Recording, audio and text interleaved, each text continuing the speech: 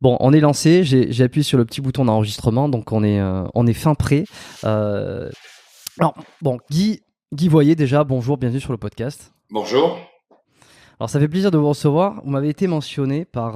bon, je vous connais de nom, forcément, parce que vous êtes quelqu'un de réputé dans le milieu de l'ostéopathie, de la santé, pas que en francophonie, d'ailleurs, mais on pourra y revenir. Et vous m'avez été quand même rappelé par un certain Michael Gundil. Alors, je ne sais pas si vous connaissez Michael Gundil. Non, le nom me dit quelque chose, mais je ne me rappelle pas, non. Voilà, bon, c'est chercheur, auteur, youtubeur, diraient certains.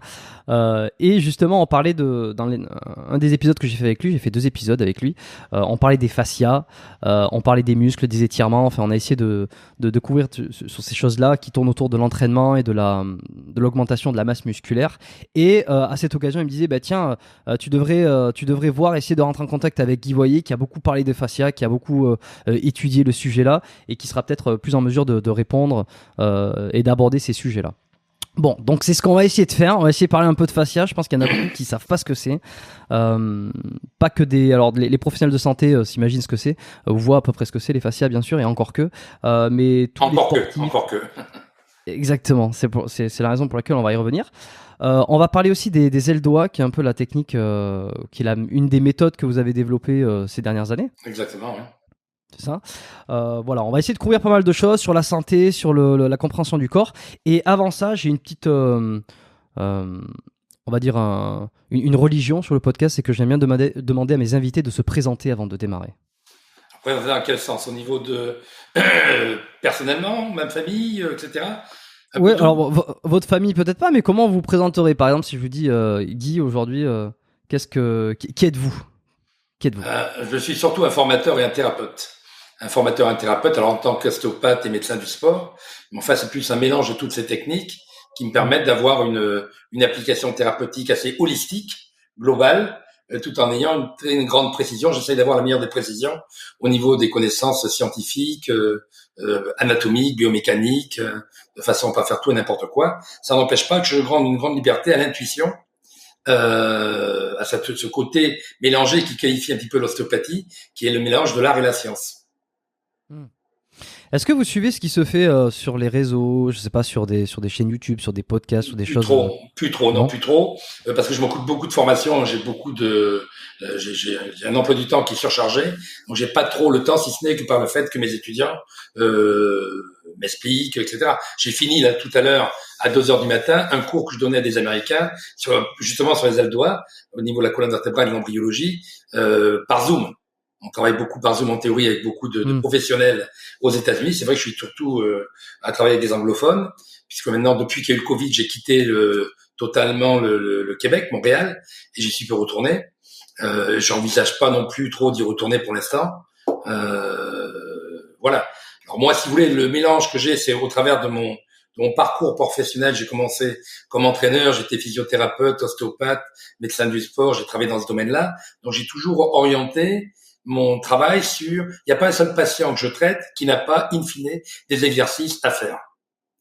Si on veut valider le propre traitement, il faut que la personne en question fasse des exercices qui sont des exercices plus ou moins sophistiqués, dans lesquels les ailes doigts sont une des grandes familles. Parce que le but d'un aile doigt, on en parlera peut-être plus tard, c'est de décoapter les articulations. Oui. J'ai un collègue qui a suivi, enfin j'avais un collègue qui avait suivi votre formation sur les ailes doigts, qui justement m'expliquait un peu comment ça se fait, c'est avec certains mouvements. Alors on va y revenir, on va expliquer un peu, vous avez bien expliqué, mais avec certaines positions, ça permet de décoapter des endroits spécifiques de la colonne entre certaines vertèbres, en mettant en tension les muscles et les fascias. Alors pas que la colonne, ça décoapte toutes les articulations. On peut en avoir au niveau de la cage thoracique, des sacro-iliaques, de l'épaule, de la sterno-chondrocostoclaviculaire, de la hanche, etc. À quoi ça sert de... Première question qui me vient comme ça spontanément par rapport à cette décoaptation. Décoaptation, peut-être pour ceux qui savent pas ce que c'est, ça serait une décompression de l'articulation. Ça veut dire donner de l'espace. On coapte ou on décoapte. On coapte, on comprime l'articulation, on décomprime l'articulation. Alors pourquoi on décomprime l'articulation? C'est ça la question? Ouais. Alors, par exemple, entre 2 vertèbres, la compression permet de libérer le disque. Le disque est un peu comme une éponge. Quand il est libéré, il pourra aspirer l'eau qui est autour. Encore faut-il qu'il y en ait, que la personne boive suffisamment, soit suffisamment hydratée. Ça permettra de soulager le nerf qui sera peut-être coincé ou qui risque d'être coincé entre deux articulations. Ça stimulera le mouvement liquidien de la circulation de retour. Ça stimulera le mouvement artériel. Ça crée une tonification statique parce que l'aile doigt, c'est plus une contraction en course extrême, le maximum de longueur du muscle, qu'un stretching. Le terme n'est pas tout à fait approprié. Ça servira aussi à une grande stimulation pour la prise de conscience, le awareness, la globalité des sensations. C'est un très bon exercice proprioceptif aussi, puisque ça stimule tous les ligaments intervertébraux. Et puis le point final, c'est le well-being. On se sent bien quand on le fait, parce qu'on est libéré. On n'est pas obligé de faire ça parce qu'on a une pathologie. On peut faire ça aussi simplement pour éviter, pour sentir bien, pour éviter de manière préventive toute pathologie. D'accord.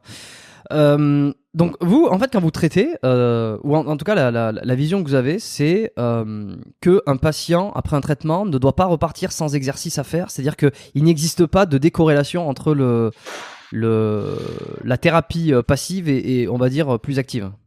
Mais j'essaye d'être fidèle à ce style fondateur de l'ostéopathie. Quand il disait dans un des grands principes, le corps a la possibilité de faire son auto-normalisation. Encore faut-il que l'exercice soit pas que des simples abdominaux, des éléments comme ça, soit un petit peu plus sophistiqué. Et le but du thérapeute, c'est aussi d'enseigner à la personne comment s'autonormaliser. Quand il parle qu'il est chez lui, alors il peut être suivi de temps en temps par un entraîneur, mais il faut qu'il puisse faire chez lui-même quelques petits exercices. Ça coûte rien de passer 5 minutes pour se sentir en forme et pour valider le traitement. Sinon, où je vois le patient, moi, 3 fois par semaine, ce que je ne fais pas, je vois mes patients en général régulièrement 2-3 fois par an, et le reste du temps, il faut qu'ils fassent des exercices en progression. Ok. Donc c'est une vision un petit peu kiné, diraient certains aussi. Non, au contraire, c'est pas que c'est le traitement en complément de la thérapie. L'exercice en complément de la thérapie. Non mais moi je suis assez c'est comme ça que j'aime bien voir les choses aussi, parce que je pense que juste un traitement ça suffirait pas, j'imagine. Il faut que la personne prenne aussi soin d'elle-même et fasse des exercices de manière générale. C'est un petit peu comme alors, il y a plusieurs courants ostéo, il y a plusieurs courants, sans les citer forcément. Il y a ceux qui pensent comme ça, que finalement chacun est responsable de son propre corps, et que ce qu'on mange, les activités qu'on fait, les exercices qu'on fait, tout ça, ça participe quand même à la bonne santé. Et j'ai l'impression qu'il y a aussi tous ceux qui pensent que juste un traitement peut équilibrer, peut normaliser, et qu'il n'y a pas nécessairement besoin d'aller pratiquer une activité ou quoi que ce soit. Comme si c'était un peu la main de Dieu qui intervenait à travers le thérapeute, et que ça se suffisait à soi-même. Je ne sais pas si vous en avez croisé beaucoup des thérapeutes comme ça. Malheureusement, oui. C'est malheureusement qui est le plus important dans ma réponse. Oui, non, on n'est pas Dieu le Père. Je veux dire, quand quelqu'un s'est fait un whiplash, il a une antéversion, il a les vertèbres qui viennent en avant au niveau du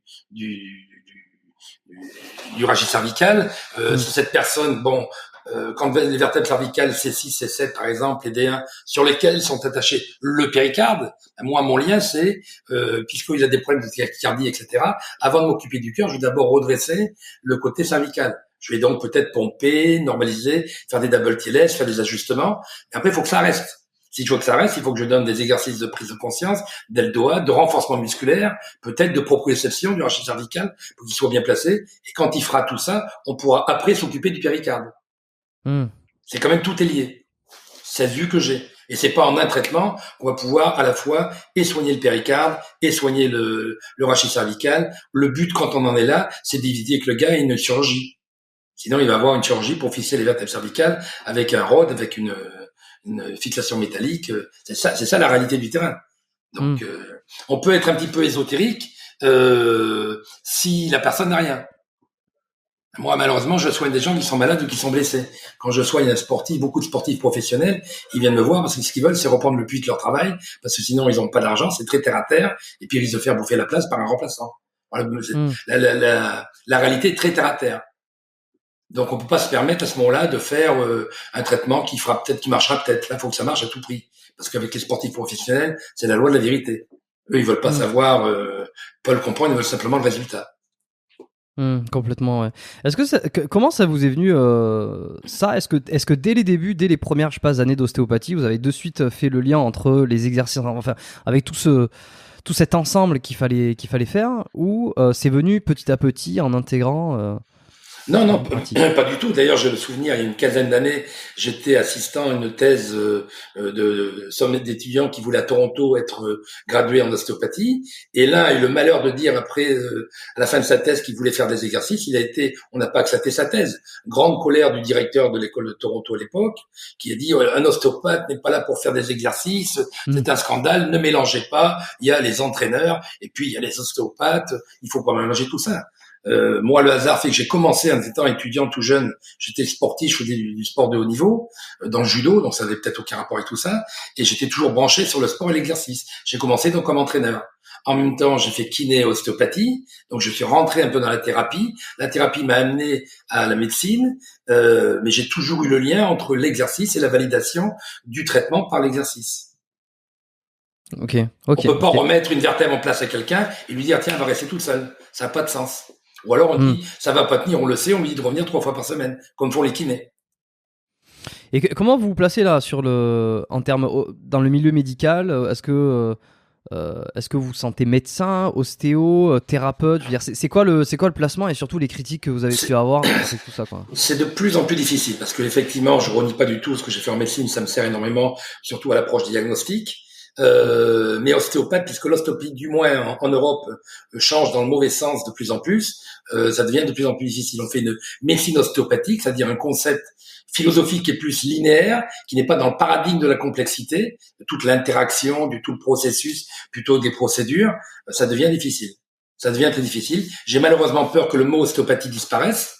Donc, il disparaîtra sûrement. Il y en aura sûrement d'autres. Il y aura sûrement d'autres liens qui vont exister. C'est une des motivations principales que j'ai depuis 20 ans pour enseigner, pour transmettre de plus en plus cette façon de voir holistique, globale, que je ne retrouve plus dans toutes les écoles d'ostéopathie où j'enseigne. D'accord. Est-ce que, parce que là, quand on écoute le discours, finalement, il y a peu d'ésotérisme dans ce que vous dites. C'est quand même, Mmh. vous avez beaucoup parlé de terre à terre.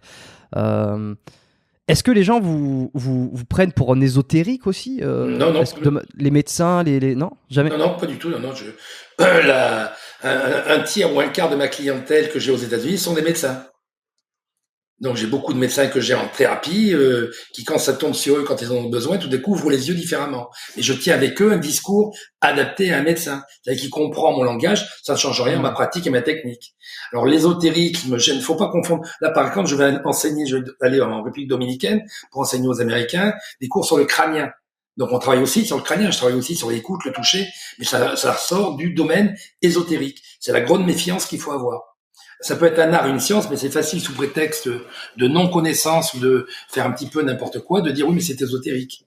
Moi, je mets pas la main à 15 kilomètres d'un tissu en disant, tu sais, je sens le foie qui bouge. Le foie, je le sens bouger parce que je mets la main dessus, je sais comment ça marche, je fais une duplication qui est très importante, mais il faut d'abord avoir une base anatomique sérieuse. Hmm. Et comment vous essayez d'expliquer ça, par exemple? Parce que pour quelqu'un qui est pas du tout initié, entre mettre la main à 15 mètres et mettre la main sur le foie, je pense qu'il n'y a pas énormément de différence. Une personne qui est non initiée se dira toujours c'est bizarre, c'est ésotérique. Comment on explique? Est-ce que vous utilisez la science, les études pour faire comprendre à quelqu'un qui connaît pas que ça serait pas bizarre? Ah ben, il y a oui, la science en principe, de manière fondamentale. C'est ça que j'adapte toujours. Je dis toujours à mes étudiants quand je travaille, je dis, premièrement, ne me croyez jamais. Sauf si je vous prouve, anatomiquement, Mm. biomécaniquement, mathématiquement, cinésiologiquement, physiquement, chimiquement, à ce moment-là, ça aura du sens. Je me méfie beaucoup, si vous voulez, des recettes. Moi, c'est plutôt un complexe philosophique. Le paradigme que j'ai au niveau thérapeutique repose sur 3 pieds, 3 colonnes.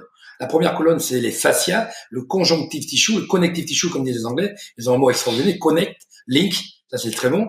Le deuxième point, c'est la philosophie, le paradigme de la complexité. Ça, c'est important de jouer toujours sur cette interactivité globale qui existe. Et le troisième point, c'est la biomécanique intégrative.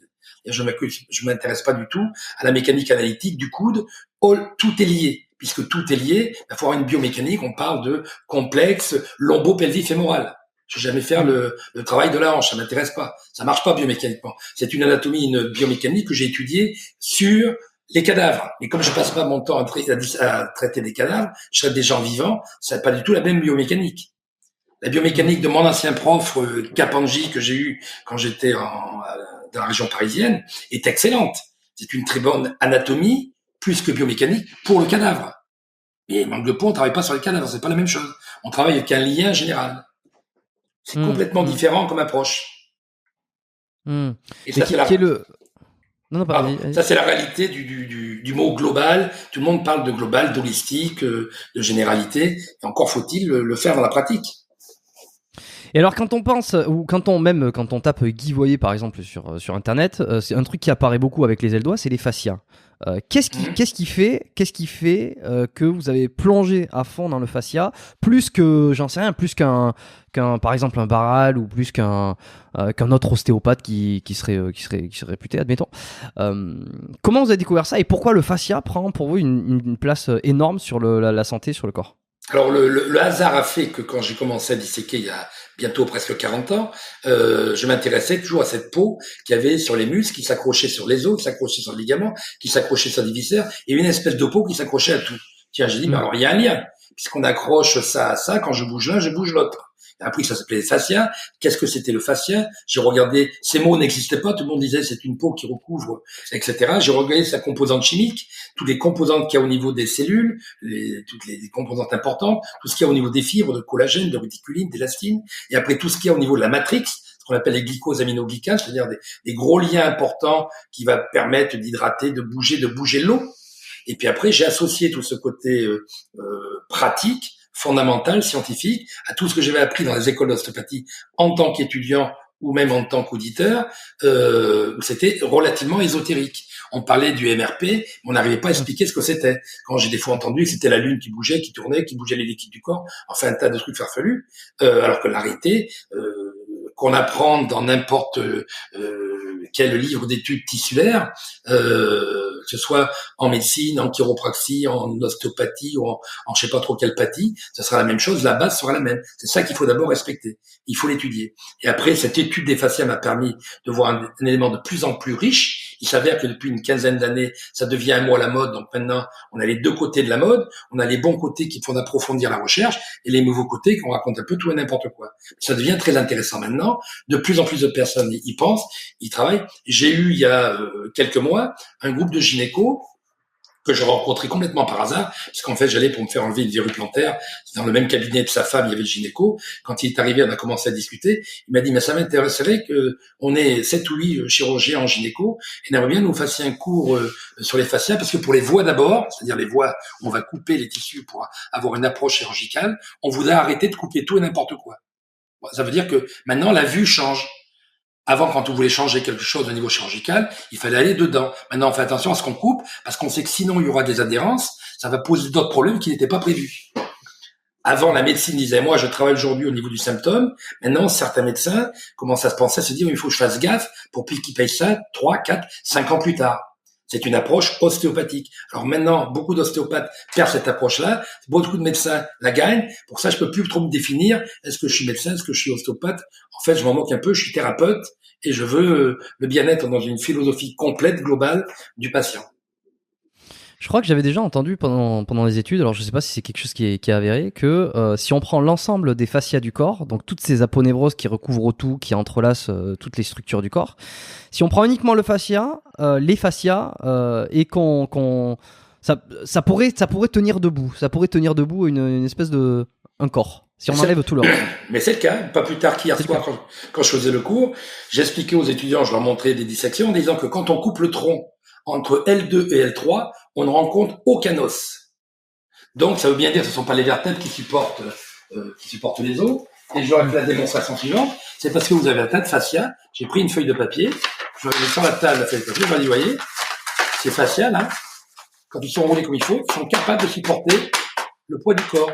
Pas s'ils sont comme ça.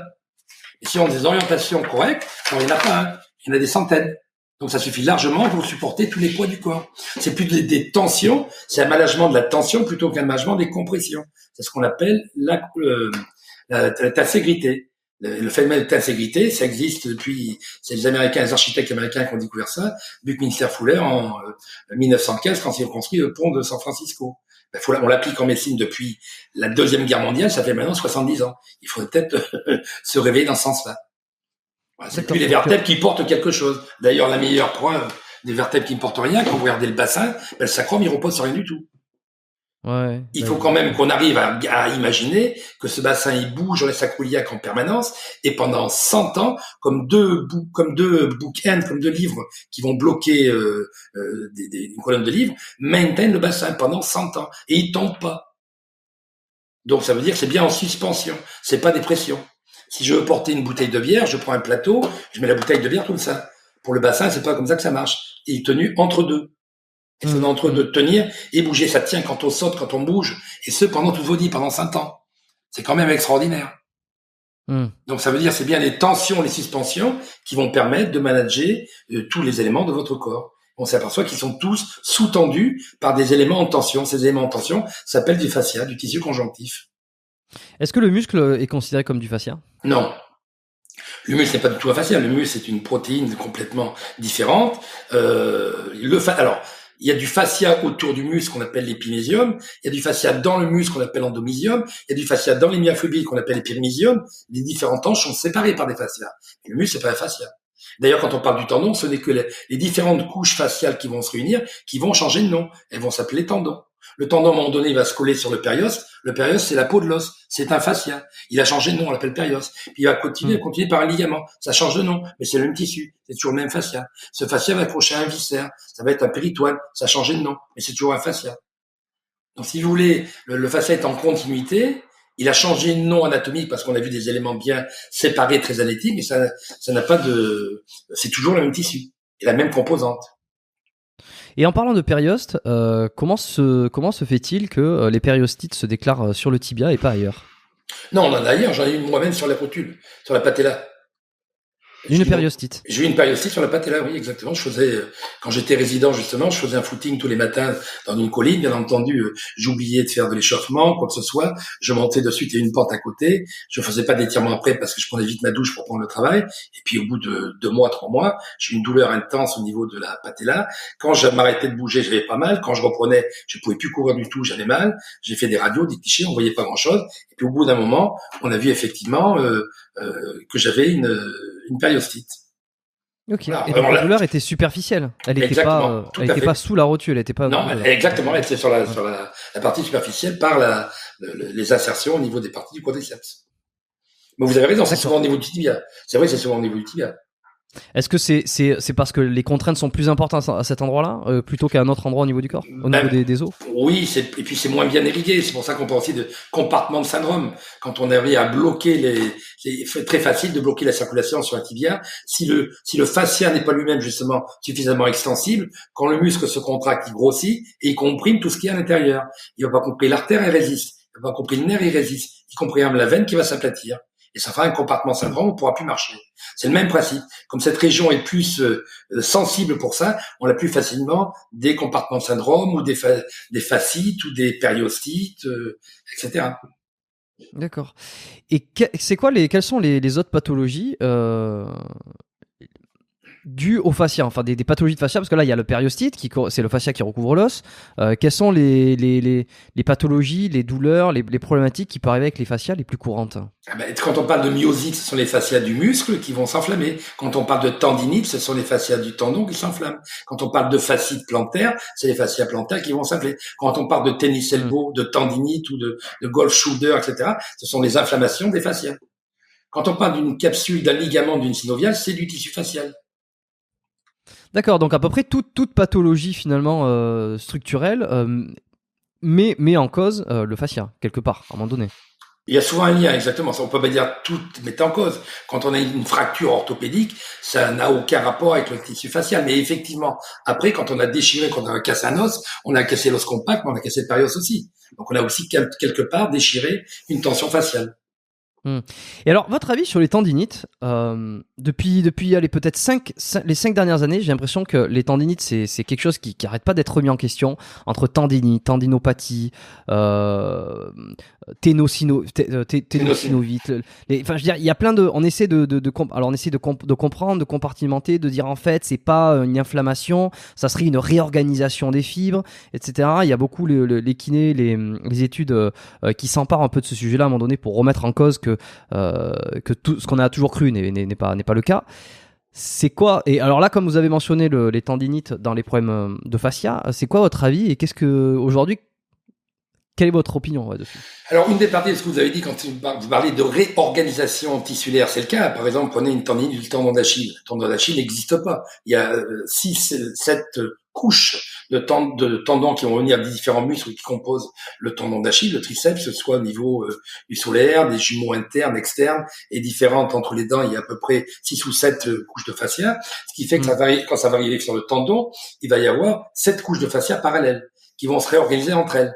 Mais quand on fléchit la jambe, par exemple, on met plus en tension la plus externe que la plus interne. Donc, il y a intrinsèquement un sliding, un glissement entre les différentes couches de fascia. Ce glissement se fait, il n'y a pas de problème. Ce glissement se fait parce que un trauma, un coup, un petit hématome, une déchirure, un effort se fait mal. À ce moment-là, on paye. Et quand on paye, on fait une inflammation. Cette inflammation portera le mot de tendinite. Et pour couper l'inflammation, il faudra en premier, parce que l'inflammation, l'erreur qu'il y avait auparavant, qui a fait une inflammation, mettait de la glace. On était content, tu mets la glace tous les jours, tu verras, ça ira mieux. On a confondu, si c'est ça, quand je traite un joueur professionnel de hockey, si vous êtes au Canada, ou de football, ou de golf, ou quoi que ce soit, quand il y a une inflammation, je dis, qu'est-ce qu'il veut ne plus avoir mal de suite, ou guérir le plus tôt possible. S'il me dit, je veux plus avoir mal de suite, je lui dis, va dans un frigidaire. Ouais, ça anesthésie, quoi. Ça anesthésie, mais ça guérit rien. Puisque la guérison, le principe de la guérison d'une inflammation, ça marche par le système, le réseau sanguin, le réseau lymphatique, pour amener un tas de lymphocytes, pour amener un tas d'hormones qui vont, elles, guérir ça. C'est-à-dire qu'il y a tout un processus de guérison qui se passe en différentes phases, qui vont guérir l'inflammation. Mais si on stoppe la mobilisation des liquides, il n'y a plus d'hormones qui bougent, il n'y a plus de leucocytes, il n'y a plus rien qui bouge. Donc, on anesthésie, comme vous avez très bien dit, le problème, mais on ne le fait pas évoluer dans le bon sens. Donc ça, c'est la première réaction qu'il faut avoir. Après, ce qui est intéressant, c'est de toujours peser, ça c'est un petit peu le côté artistique qui fait que le professionnel est bon, excellent ou moyen, c'est le moment où il faut décider de toujours garder un micro-mouvement, pas trop pour pas enflammer, mais en avoir un petit quand même, pour pas être embêté après par les adhérences, le tissu cicatriciel. Et encourager aussi le corps à faire le travail pour se reconstruire. Parce que qu'est-ce que vous pensez du repos? Il y avait, alors je crois que c'était Major Mouvement, peut-être que vous connaissez, qui avait eu cette métaphore. Je l'avais entendu avoir cette métaphore que mettre du repos sur une tendinite, par exemple, c'est comme mettre son tendon au frigo, très bien, et quand on le ressort du frigo, finalement, il n'a pas changé d'état, quoi. Je suis entièrement d'accord. C'est ce qu'il faut éviter de faire. Quand j'ai des gens qui viennent casser en deux avec un lumbago, je leur dis, écoute, marche comme un vieux pépé avec des petits pas, etc., mais fais le tour du quartier. Ne reste pas dans ton lit. Alors, bien entendu, il faut pas sauter en courant. Il faut réhabituer à avoir un micro-mouvement. Ce micro-mouvement facial fait bouger les liquides que vous en avez facial, fait bouger l'échange qui existe, fait bouger, si on était plus scientifique, l'électropositivité, l'électronégativité qu'il y aura sur les différentes cellules qu'on appelait tout à l'heure, les glycosaminoglycanes, qui vont constituer le fascia et vont permettre de bouger le mouvement. C'est le mouvement de l'eau, l'hydratation, la déshydratation permanente qu'il y a dans les tissus faciaux. Qu'est-ce qu'on peut faire d'autre dans ce cas de tendinite? Alors bouger un petit peu, mettre de la glace si jamais on veut juste casser la douleur, mais bon, ça va pas régler le problème. Est-ce qu'il y a une alimentation avant? Ouais, il y a mais même au tout début, de mettre de la glace immédiatement, c'est une bonne chose. Immédiatement, vous pouvez avoir un œdème qui va mettre en tension les tissus et laisser le temps au système de perception hormonale de s'organiser, ça prend 2, 3, 4 heures. Donc si pendant la première demi-journée on met de la glace, il faut mettre de la glace. Je suis pas contre ça. Il faut penser que c'est ça qui va guérir. Ça va anesthésier un moment, ça va bloquer le système, et puis pendant ce temps-là, le système va se mettre en ligne, et après on va faire l'inverse, on va pomper pour bouger les liquides, ce sera le travail du thérapeute, on va donner quelques petits macros exercices pour que ce soit le patient lui-même qui joue le même jeu, plutôt que, comme il disait très bien, ne pas aller dans le frigidaire. Est-ce que ça peut avoir du sens aussi de mettre du chaud derrière, après avoir mis de la glace dans les premières heures, plutôt les jours qui suivent, activer le chaud pour justement attirer le sang, amener davantage de vascularisation, le chaud ayant cet effet un peu relaxant Oui, mais voilà, c'est relaxant, ça fait une vasodilatation superficielle, mais ça n'a pas un grand intérêt parce qu'il y a de la circulation profonde. Et au contraire, ça risque d'être embêtant parce que plus vous avez une vasodilatation superficielle, plus le sang monte en superficie et ne reste pas en profondeur du tissu qu'on veut traiter. Il vaut mieux faire un pompage local ou un travail facial local qui va effectivement augmenter un petit peu localement la température du corps par rapport au tissu avoisinant. Peut-être un demi-degré de différence. Là, ce sera suffisamment bon pour faire une vasodilatation localisée. Le sang, on peut pas l'augmenter. Si on a 5 litres de sang dans le corps, s'il me faut un peu plus à côté, il faudrait que je pique sur les autres. Ouais. Donc avec des techniques, c'est surtout avec des techniques manuelles qu'on va venir attirer du sang dans les Tout à couches fait. profondes Tout à pour fait. améliorer, pour amener pour amener les nutriments, pour amener tout ce qui est besoin Exactement. pour la guérison. Exactement. Ça s'appelle des pompages. D'accord. Comment on sait, question bête un petit peu, mis à part le résultat, le bien-être de la personne ou l'amélioration des symptômes, comment on fait pour savoir concrètement quand une technique de pompage, admettons là, est efficace, fonctionne à l'instant T? Et quand vous avez une inflammation, il y a la règle classique, il y a d'abord de l'œdème, on n'a plus d'œdème, il y a de la douleur, on n'a plus de douleur, il y a de la rougeur, il n'y a plus de rougeur, il y a une incompétence, une dysfonctionnalité fonctionnelle, c'est-à-dire qu'il limite le range, Le mouvement. comment dire français, voilà, l'amplitude du mouvement. Si cette Ouais. amplitude du mouvement est coupée, c'est terminé, il n'y a plus d'inflammation. Alors, il faudrait y aller D'accord. doucement dans la réhabilitation. Faut pas y aller comme un fou. Faut pas dire, t'as plus mal, parfait, c'est bien, va faire ton marathon. Il faut y aller avec des progressivités. Mais bien sûr, on évalue. On évalue toujours dans le principe ostéopathique. Il n'y a pas de temps où on fait un test et une thérapie. On n'a pas, comme en médecine, diagnostic, thérapie. C'est pas linéaire comme ça. On a une idée de ce que l'on va faire et quand on commence à traiter le patient, on a immédiatement d'autres informations par les mains qui viennent des tissus du patient. Ah tiens, ce tissu-là, il me retenait, tiens, j'avais pas vu ça, j'ai oublié de penser que ça c'était de travers, tiens, il faudra voir, a tel problème aussi, hop. Et finalement, on veut aller on sait qu'on va partir de New York, qu'on va aller à Toronto, mais on sait pas par quelle route on va y aller. Hmm. Et c'est le tissu lui-même qui va nous dire aujourd'hui comment on va faire le même traitement. Il n'y a pas un traitement de tic de la tendinite. Il y a des opportunités qui vont se présenter tissulaires, et puis les gens n'ont pas le même équilibre, la même ligne de gravité, les mêmes tensions, les mêmes qualités d'hydratation, la même force, le même volume musculaire, les mêmes rétractions ligamentaires, etc. pour la même tendinite, pour D'accord. le même symptôme. Et alors, j'ai envie de revenir sur une chose aussi, c'est moi quand j'ai fait les études, on m'a appris ça, comment on apprenait ça. Peut-être qu'aujourd'hui c'est toujours le cas dans des écoles classiques en France ou Parler d'études de quoi? Québec ou j'en sais rien. Là, je parle du traitement du fascia. On nous disait, voilà comment on nous a enseigné le traitement du fascia. Alors c'est peut-être pas un pompage, mais on parle de fascia. C'est on pose les mains Pardon, dans quelles études? dans les études d'ostéopathie. Ok. Ouais, donc dans les 2-3 premières années déjà, c'était les techniques, Ok. techniques de normalisation faciale. C'était voilà comment on nous a appris ça. On pose les mains sur la région en question. Alors il y a l'intention qu'on veut y mettre, il y a le fait d'être focus, le fait de bien se placer, etc. Bon, une fois que ces paramètres sont mis en place, on pose les mains, on effectue une pression entre les deux mains pour créer une pression au niveau des fascias, au niveau des tissus.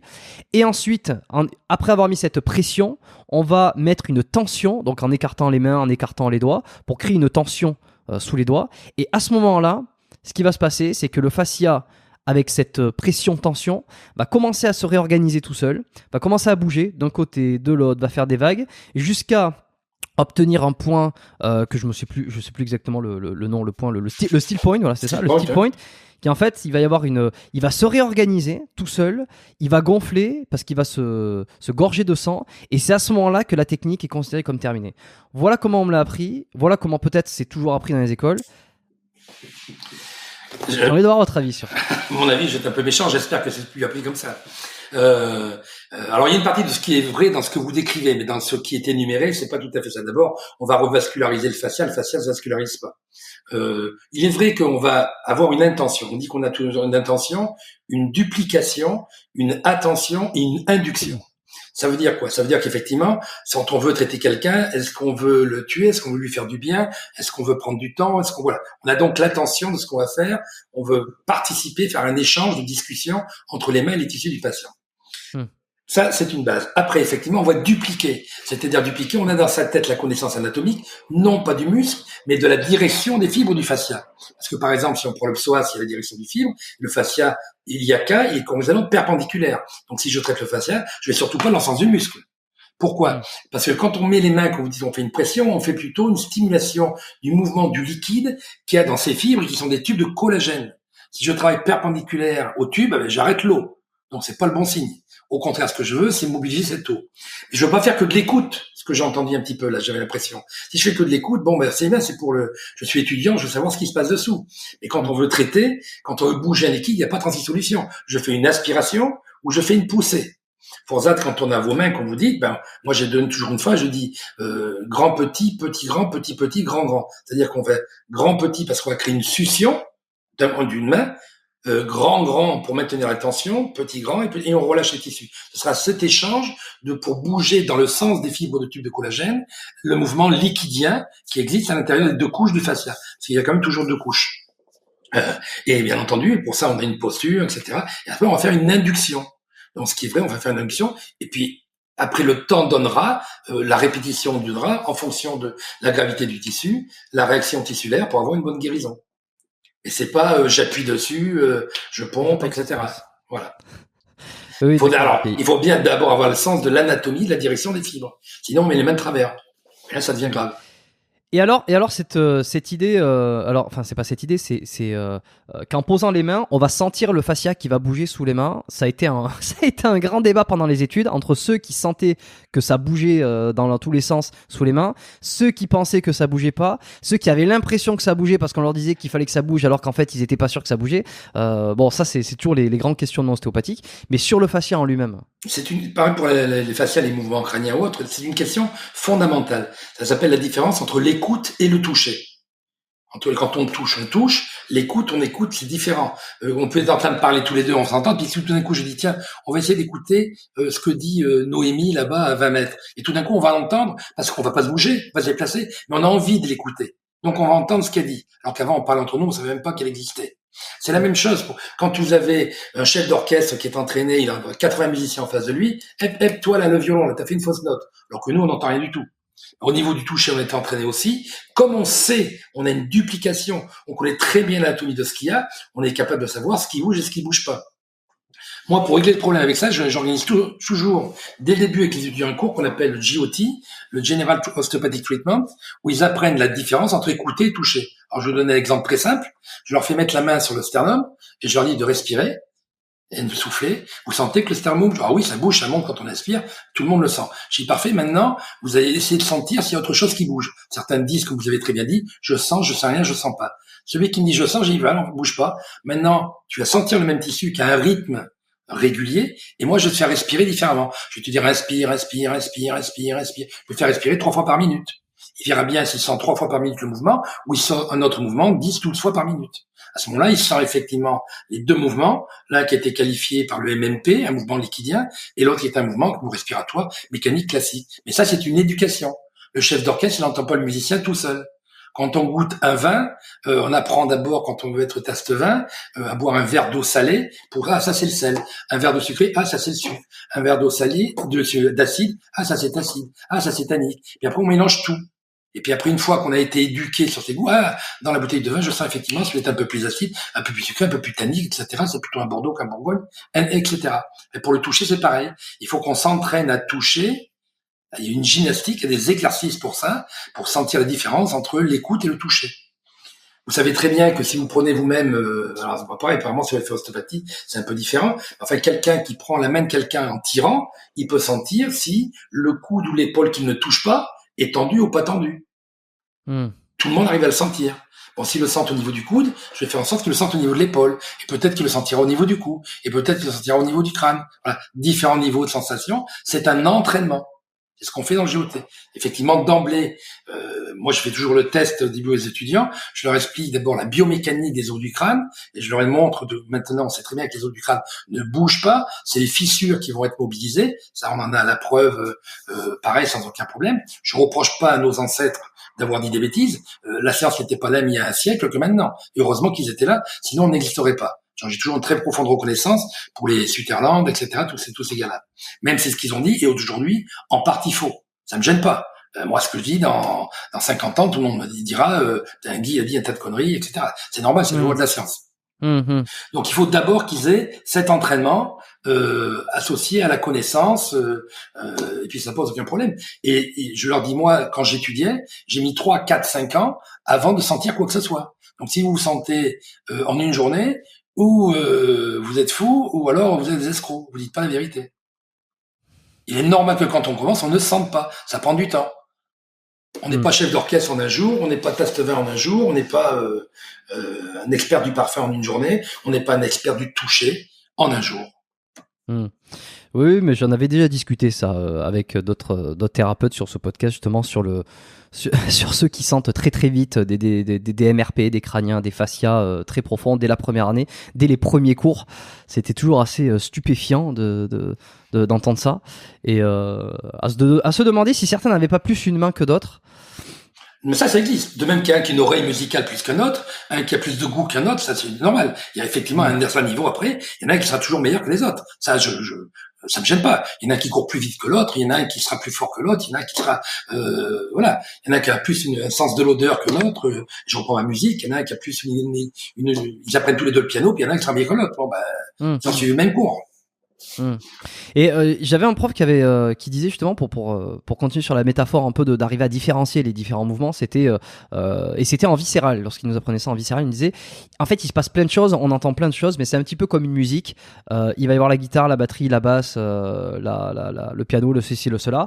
Et lorsqu'on veut se concentrer sur par exemple un mouvement du foie ou un mouvement de l'estomac, c'est un peu comme si on essayait de se focaliser sur la batterie et non pas sur tous les autres instruments. Et que si c'était possible de le faire à l'oreille, c'est possible de le faire également en termes de palpation et de perception. Et je partage tout à fait ça. Ça rejoint ce que vous disiez. Ouais. Je partage tout à fait ça. Ouais. Et alors sur la technique du fascia, bon alors qui est un peu différent, donc on l'a compris, c'est qu'il y a quand même lorsqu'on veut traiter le fascia manuellement, il y a des inductions, il y a des mouvements qui sont faits, c'est pas on n'attend pas juste en posant les mains quelque chose qui se passe et qui se régule tout seul. Il y a souvent cette idée-là en ostéo aussi, ou dans certaines techniques, que finalement le corps fait un petit peu tout et qu'il suffit juste d'écouter et d'attendre un petit peu que ça se passe. Bon en fait ça se passe pas comme ça quoi. Ah bah, si vous êtes vraiment malade, le virus il se tord de rire. Hein. C'est pas faux. Et alors, comment on fait pour savoir que la technique est réussie ? Ah ben, ça, c'est le résultat du traitement. Je veux dire, la technique, d'abord, la technique peut-être jamais réussie. Moi, je réussis pas tout, mais je réussis peut-être à 90%. Ben, j'ai mieux. Je dis qu'il est quand même plus que 10% malade, il était 90% avant. Bon, on gagne toujours un peu. On gagne pas toujours tout. Puis on voit bien au niveau, puis il y a pas que ça. Il y a après les compléments scientifiques dont je me sers au début, comme les tests sanguins et autres. Mais c'est ce que je vais faire après. Il y a avant, après, puis on voit où est la différence. Il peut pas se baisser avant, il arrive à toucher le sol maintenant, il y a une différence. Il avait mal, était obligé de prendre du Biprofénil longueur journée, il en prend plus, il y a une différence. Il me dit lui-même, je pouvais pas travailler de mon ordinateur, il y arrive, il y a une différence. Il pouvait plus courir, il y arrive, il y a une différence. Il tenait pas debout, il y arrive, voilà. Le joueur de hockey, il arrivait plus après une concussion à taper dans son palais, il y arrive, il y a une différence. Voilà, c'est ça.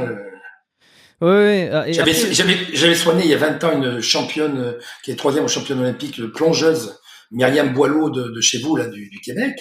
Elle était venue parce qu'elle ne pouvait plus faire son plongeon, la championne du monde, etc. Elle pouvait plus se tourner. Et puis elle est allée aux Jeux olympiques après. C'était à l'époque, c'est il y a longtemps, c'est l'Olympique de Grèce, il y a une vingtaine d'années. Donc voilà, elle pouvait faire ses figures, avant elle pouvait pas, mais le résultat il est là. Alors si elle avait gagné les médailles d'or, ça aurait été mieux pour moi, mais pour elle, c'était pas le cas. Oh bah c'est déjà ça. Ouais. C'est ça. Et alors, mis à part la technique en elle-même, comment on traite ses propres fascias ? Moi aujourd'hui, je sais pas, j'ai peut-être des déséquilibres faciaux, facie. Je sais pas si ça se conjugue, faciaux, ouais. Ouais. Des déséquilibres, admettons. Comment ? Non, j'allais dire, si c'est en latin, on met AE à la fin, comme au pluriel du latin. Faciae, ouais. Voilà. Faciae. Admettons, moi j'ai des déséquilibres, bon, je le sais peut-être pas, ou j'ai envie d'améliorer mes fascias, traiter mes propres fascias, ou n'importe quel sportif. Mis à part la thérapie manuelle, c'est quoi les étirements là-dedans ? Est-ce que ça a été beaucoup un sujet traité avec Michael Gundy, ça a été un peu, voilà, il y a de tout sur les étirements. Vous avez à moitié répondu ce que j'allais vous dire, c'est que moi, alors là, il y a un débat moi j'ai des anciens élèves qui sont maintenant devenus thérapeutes aussi, et qui disent, moi, quand j'ai un problème, je me traite moi-même. Moi, personnellement, j'arrive pas. J'arrive pas à écouter moi-même mes tissus, à travailler sur mes tissus. Donc, je fais pas le traitement. Mais par contre, il y a la possibilité de faire l'auto-traitement, l'auto-normalisation au travers de certains exercices, comme par exemple des étirements myofasciaux, comme par exemple les ailes doigts, comme par exemple les général postural stretching, les GDN, Global Dynamic Normalization. Il y a un tas d'exercices particuliers ou des proprioceptions analytiques. Voilà, il y a un tas d'exercices particuliers qui peuvent jouer sur des fascias qui vont permettre de faire votre auto-normalisation, de même qu'on va la donner à faire à un patient. Et par contre, on n'aura pas le bienfait de l'acte thérapeutique préalable. Et alors, moi, si je comprends bien, là, je suis pas intransigeant parce que moi, je ne le fais pas sur moi, mais je connais d'autres personnes qui le font sur eux-mêmes. Donc, je dis pas que c'est impossible. Ok. Et donc alors chronologiquement, si je comprends bien, vous avez étudié les fascias, vous êtes rendu compte de l'importance des fascias absolument, des techniques de libérer les fascias, etc., etc. Et ensuite est venu, c'est à ce moment-là que vous êtes venu à penser à des exercices par soi-même pour prolonger le traitement. Est-ce que c'est dans cet ordre-là que vous l'avez vu? À peu près, oui, à peu près. Ouais. Ok. C'était pas tout à fait l'un après l'autre, c'était des fois en parallèle à l'étude du traitement, mise en place de certaines techniques, etc. Mais c'était effectivement, ça s'est fait un peu dans cette idée-là. D'accord. Donc, alors, les deux choses, les deux catégories, c'est les étirements myofasciaux et les ailes doigts. Est-ce que non, il n'y a pas que ça. Il y a ce qu'on appelle aussi les GDN, Global Dynamic Normalization. On travaille tout d'un coup avec des chaînes faciales globales, y compris des chaînes viscérales. On a le GDN, mais Global Dynamic Normalization, pardon. Donc c'est GPS, Global Postural Stretching. Et sur travail orthopédique postural, et pas que pour des ailes doigts, pas pour des décooptations, pour des étirements, mais globaux. Et comme le nom l'indique, quand on veut travailler sur des viscères, on fait ce qu'on appelle les GDN, Global Dynamic Normalization.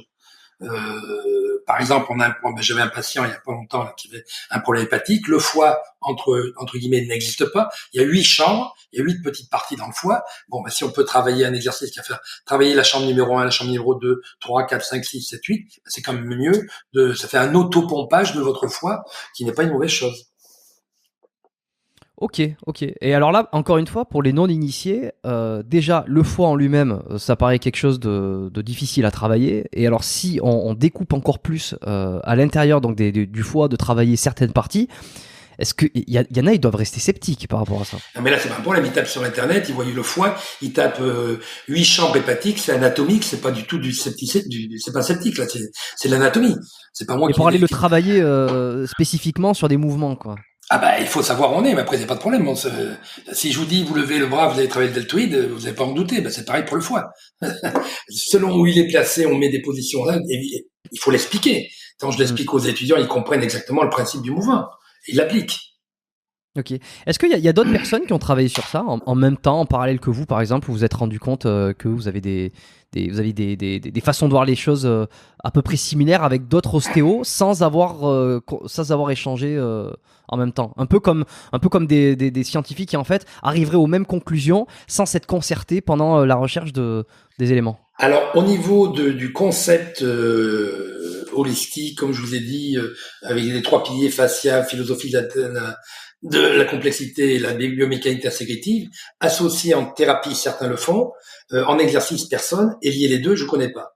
Il y a sûrement d'autres personnes, il faut pas être le seul au monde, mais je connais pas d'autres personnes qui ont associé en permanence ce type de travail sur et les exercices et la thérapie. D'accord. Parce que moi, je veux, si vous voulez, travailler de manière globale, mais être très précis, très minutieux sur les éléments. Parce qu'une chaîne, ce sont des maillons. Et la chaîne n'a de force que celle du maillon le plus faible. Il y a un maillon en tungstène et en chewing-gum. Mais quand on tire la chaîne, elle a la force du chewing-gum. Donc, il faut être très précis sur le travail de tous les maillons de la chaîne. Donc, quand on veut traiter un patient, on va commencer peut-être du bout des orteils pour finir au haut du crâne. Mais alors, quand on va travailler, on croise une articulation, on fait un pompage. On croise un fascia, on fait une normalisation faciale. On croise un viscère, on fait une normalisation viscérale. Il est attaché sous le diaphragme avec des fascias, normalise les fascias qu'il y a sous le diaphragme, prend d'autres noms, etc. Alors, on va continuer comme ça sur toutes les chaînes. Mais l'idée, elle est d'une vue globale. J'ai l'impression que c'est un concept qui est beaucoup repris en préparation physique, cette histoire de maillons, de maillons faibles, maillons forts. Non ? Non, je pense pas. Si vous voulez, peut-être, moi, le problème que j'ai toujours eu, j'ai eu des profs géniaux dans différentes cours d'ostéopathie que j'ai eu des gens géniaux, et quand je les ai vus travailler, c'était pas du tout ce qu'ils faisaient. Ça n'avait plus aucun rapport. Donc j'ai dit, maintenant, on va arrêter le problème, je vais faire exactement l'inverse. Je vais commencer à la fois on va faire learn by doing, on va commencer, en faisant, on va commencer à étudier, et chaque fois que je traite, depuis 40 ans, j'ai toujours des étudiants qui regardent le traitement, de façon à ce qu'ils voient que ce que je raconte dans le cours, c'est exactement ce que je fais. Bon, ça, c'est déjà une première base importante. C'est bien gentil de dire, il y a des maillons, des maillons. J'ai entendu ça partout. Et je veux le voir en pratique. C'est là où c'est pas la même chose. Et alors, pour essayer de se faire comprendre, enfin pas par tout le monde, mais moi j'aime essayer d'être hyper terre à terre, par exemple, pour avoir des exemples concrets pour que les gens voient et pour quand même je sois vraiment, je vois vraiment ce que votre façon de votre façon. c'est-à-dire qu'il y a c'est-à-dire que vous considérez le corps comme des chaînes. Est-ce que les chaînes sont toutes différentes ou est-ce que vous avez établi différentes chaînes, comme par exemple l'aurait fait un busquet avec ses chaînes spécifiques, les chaînes croisées, les chaînes antéropostes, etc. Non? Alors, je suis contre ça. Alors, bien entendu, il y a des chaînes qui sont plus fréquentes que d'autres, mais je suis contre ça. La chaîne, il y a la personne vient pas en disant j'ai mal à telle chaîne, etc. Il vient en disant j'ai mal au dos, ou je me suis cassé l'épaule, ou je peux plus respirer, ou j'ai de la tachycardie, j'ai des AFib. Ils vont nous dire ça, et puis à nous de se débrouiller. Donc, on fait des tests, on regarde, on commence à travailler, et puis, comme je l'ai dit, la chaîne, il n'y a pas de chaîne. Je sais qu'à New York, je sais qu'à Toronto, je sais que je pars de New York, faut que j'arrive à Toronto, mais je sais pas par où je vais passer. Je vais savoir que quand je vais avoir une idée, mais je vais être honnête avec vous, c'est-à-dire que l'idée va se modifier au fur et à mesure du traitement. Mais il y aura toujours cette idée d'avancer vers Toronto en partant de New York. Mais les chaînes, il n'y a pas une chaîne, il y a des milliers, des centaines de milliers de fascias dans le corps, donc des centaines de routes qu'il faut prendre. On ne sait pas laquelle on va prendre à la base. Et au contraire, je me bats avec l'étudiant parce que moi, pour démontrer le cours, je suis obligé d'inventer des chaînes. Alors, je leur donne une chaîne, je mets un nom à la chaîne, et puis ils font ça. Ils répètent celle-là. Mais je leur dis surtout, quand vous traitez votre patient, ne répétez pas ce que je vous ai dit. Parce que tous n'ont pas exactement les mêmes besoins. Donc, vous avez une idée de la méthodologie de traitement, vous avez une idée, je vous leur montre peut-être, j'en sais rien, plusieurs centaines de techniques sur certains fascias, mais l'organisation de la chaîne, c'est vous qui allez le faire. C'est pas moi. Alors, moi, je le fais pour le cours. Je suis obligé d'inventer une vingtaine. Mais, il n'y a pas que ça. Il n'y a pas que celle-là. C'est là le danger qui existe avec les chaînes de Swift, les chaînes de Bousquet, etc. C'est que les gens restent sur ces chaînes-là. Vous l'avez rencontré, Busquet, par exemple? C'est pour parler que de lui. Une fois, oui. Ouais. Ça donne quoi en termes de conversation Bon, c'était parce que à l'époque, c'était pour qu'il vienne donner un cours. Je m'occupais de l'école d'ostéopathie de Montréal. Et puis, il y a eu des problèmes par rapport à la Fédération européenne d'ostéopathie. Finalement, il n'est pas venu. D'accord. Donc, on n'a plus de contact, pas de discussion, ni en bien, ni en mal. Bon, alors, lui ou quelqu'un d'autre finalement, mais avec un autre ostéo ou avec un autre thérapeute de manière générale, avec qui vous partagez pas nécessairement les mêmes idées, là on parlait de deux chaînes par exemple. Comment ça se passe? Vous comprenez pas? Est-ce qu'il y a un combat d'ego aussi entre les deux? Alors, je parle de vous, mais ça peut être aussi d'autres ostéos de manière générale. Il y a forcément un combat d'ego de qui c'est un peu compliqué. On est tous ensemble dans la même ligne, mais chacun essaie. Non, il y a peut-être parce que je commence à devenir vieux, donc j'ai plus ce problème la sagesse d'avoir ma reconnaissance au point de soi. Je crois savoir à peu près, c'est un peu prétentieux de dire ça, où j'en suis, ce que je fais, ce que je représente, ce que je dis, ce que je sais, à peu près. Je sais aussi que je ne sais pas tout, donc c'est toujours intéressant de discuter avec les autres. Maintenant, je fais très attention rapidement avec qui je discute au niveau de la réalité scientifique, parce que j'ai vu des choses que je peux même pas raconter. Je veux dire des trucs complètement débiles. Moi, j'avais des patients qui avaient un situ inversé, qui avaient le cœur à droite et pas à gauche, et je mettais le stéthoscope, je voyais le gars, il écoutait, il entendait le cœur qui était de l'autre côté. Donc, c'était un gars diplômé. Donc, je veux dire, il y a des tas de choses comme ça que j'ai vues qu'il faut même pas écouter, quoi. Quand j'entendais, moi je discute avec des ostéos, s'il y a un ostéo qui me dit voilà, le crâne du bébé, je le travaille comme ça, l'occiput de telle manière, bon bah je lui montre de suite. C'est sûr que les radiologues vont mourir de rire, puisque le crâne à cet âge-là, quand il a 3 mois, il y en a pas un d'occiput, il y en a 7. Il divise en 7 parties, donc c'est plus le même patient. Voilà, il y a plein de petits éléments de base où je peux entendre trop de bêtises. Après, il y a un tas de gens intelligents qui ont un bon niveau, qui ont une vue différente, qui voient travailler différemment. Je vous dis, je travaille avec des gynécos l'autre jour pour les voix d'abord. Ils reconnaissent que je connais mieux les fascias qu'eux et ils connaissent mieux la gynéco que moi. C'est leur boulot. Je travaille avec des cardiologues, pareil. Ils sont surpris quand je leur montre le travail du fascia fibreux et du fascia séreux différemment. Ils disent, merde, je connaissais pas ça et ça marche très bien. Il n'y a pas de problème. Quand je vous dis, je traite des orthopédistes, tout stupide accident de ski, il a le genou cassé, je lui explique comment on travaille. Quand j'en parle, il me dit, tiens, c'est bizarre, tiens, j'aurais pas pensé à ça, je savais pas ça, etc. Et on a une vue différente.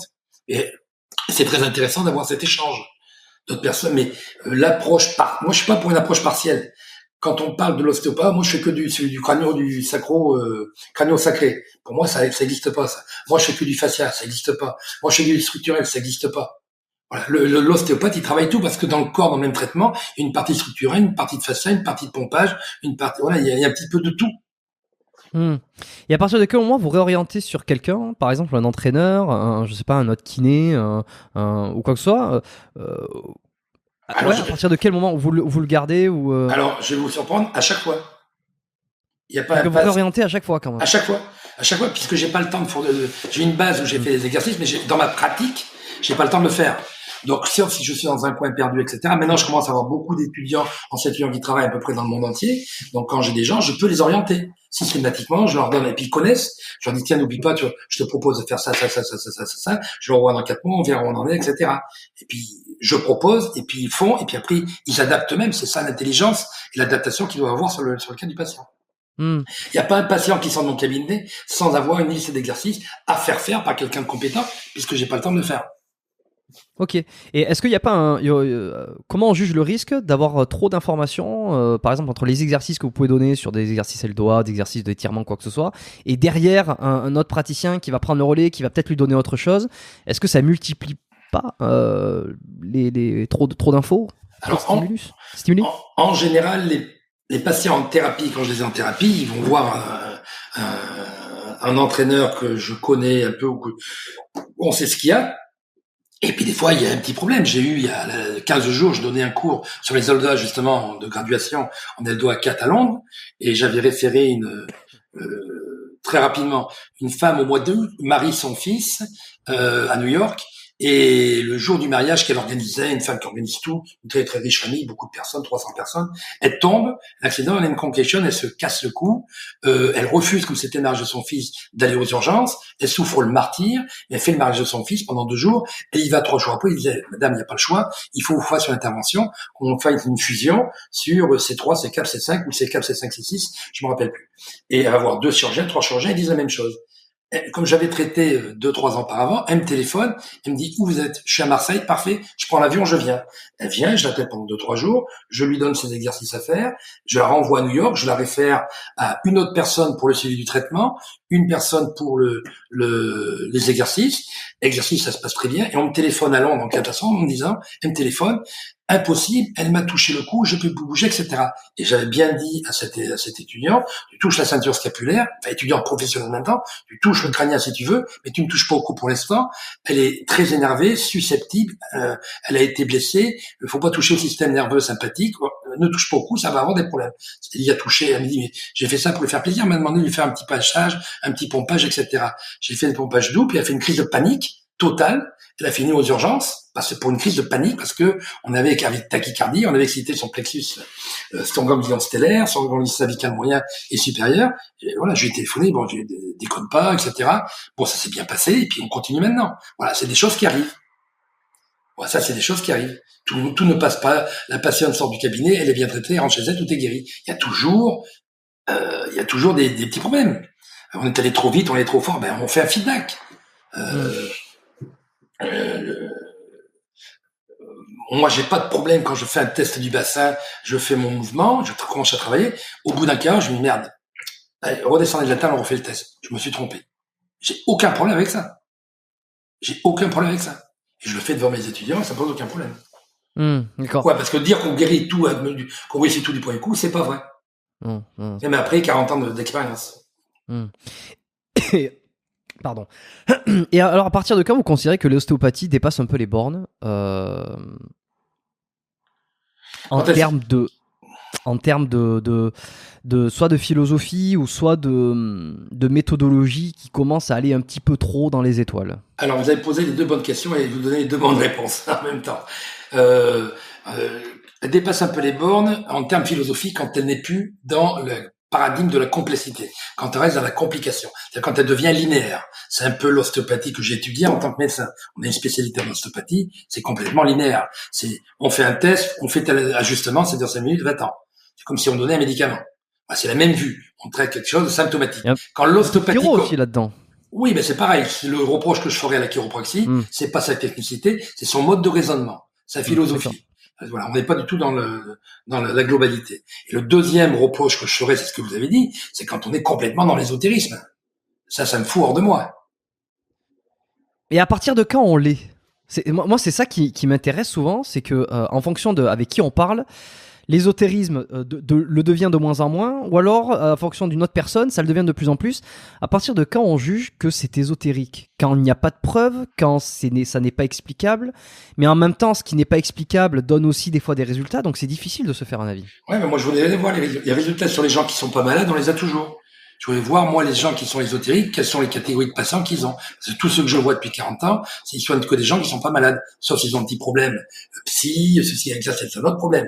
Et moi, je suis pas un psychothérapeute. Je suis pas un psychosomaticien. Je suis un somatopsychique. Son psyché ira mieux parce que son corps va mieux. Donc, c'est pas là-dedans que je travaille. Moi, si le type, il a une tumeur hépatique ou là, un petit kyste ovarien, etc., expliquez-moi comment vous allez le traiter de manière ésotérique. Si le kyste disparaît tout seul, ben c'est pas mieux, j'attends. Je le vois. C'est ça qui m'intéresse. Oui, ben d'accord, mais moi j'ai jamais vu. Je suis d'accord, je dis, mais moi, étudier le foie en mettant les mains à 15 km, je veux bien, moi ça me gêne pas. Mais si le type il a une vraie pathologie, il n'y aura pas de résultat.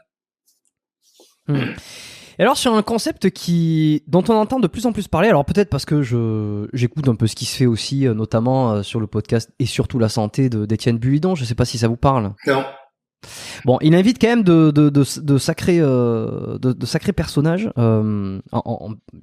dénués de toute critique, hein. Mais il y a quand même des pontes dans ses invités sur son podcast. Et il a parlé à un moment donné pas mal de biodynamique. Il a eu des invités, on a parlé de biodynamique, tout ça. Donc, j'aimerais savoir ce que vous pensez de la biodynamique, qui, je dois l'avouer, reste encore quelque chose qui est assez inconnu pour moi. Hein.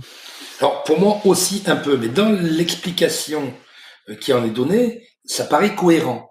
Maintenant, moi, je veux voir aussi qu'on le met en place dans la pratique. Quand on parle aussi du traitement multifonctionnel, etc., il y a du sens dans tout ça. Et après, ce que je vois, moi, c'est l'application globale. C'est peut-être un bon outil, mais qu'un outil dans une chaîne thérapeutique. Comme si je disais qu'on fait que du fascia. Si on fait que du fasciathérapie. Ben, si on fait de la fasciathérapie, on n'est pas un thérapeute. Il faut savoir un petit peu de tout. Alors, dans ces éléments, pourquoi pas, hein, ça me gêne pas. D'ailleurs, quand les gens sont complètement ésotériques et qu'ils soignent des gens qui sont pas malades et que tout le monde va mieux, c'est bien. Ça me gêne pas, ça. Ça fait du bien à ceux qui ont besoin d'entendre ça, de sentir ça et de vivre ça, c'est bien. Sauf que le jour où ils ont une tumeur ou quelque chose d'important, etc., il faudrait peut-être qu'ils voient différemment. Moi, quand je sens pas le pouls sur une artère vertébrale ou sur un test de Carnegie Rogers cervical, ça m'arrive 2 fois par an peut-être. Je touche pas le patient, je lui dis tu vas me faire une IRM et tu reviens après. Ouais, voilà. Je veux pas prendre j'ai pas eu d'accident jusqu'à présent dans ma vie. Bon, comme je dis rigolant, j'ai une bonne assurance, c'est pas un problème. Mais faut savoir, on a des limites. Il faut connaître aussi ses limites. Et oui, et puis ce qui est pas facile aussi, c'est de savoir parmi toute cette arsenal, alors entre je sais pas, la biodynamique, la fasciathérapie, enfin toutes ces techniques, quand on fait une consultation où finalement on va utiliser plusieurs outils, c'est parfois difficile de savoir lequel a été le plus efficace, afin d'arriver à isoler, comme adorent faire les scientifiques, c'est isoler le facteur qui fait que soit le facteur, soit la cause, soit la conséquence. Oui, moi quand je sais pas si je me suis mal exprimé. Non, pas tout à fait.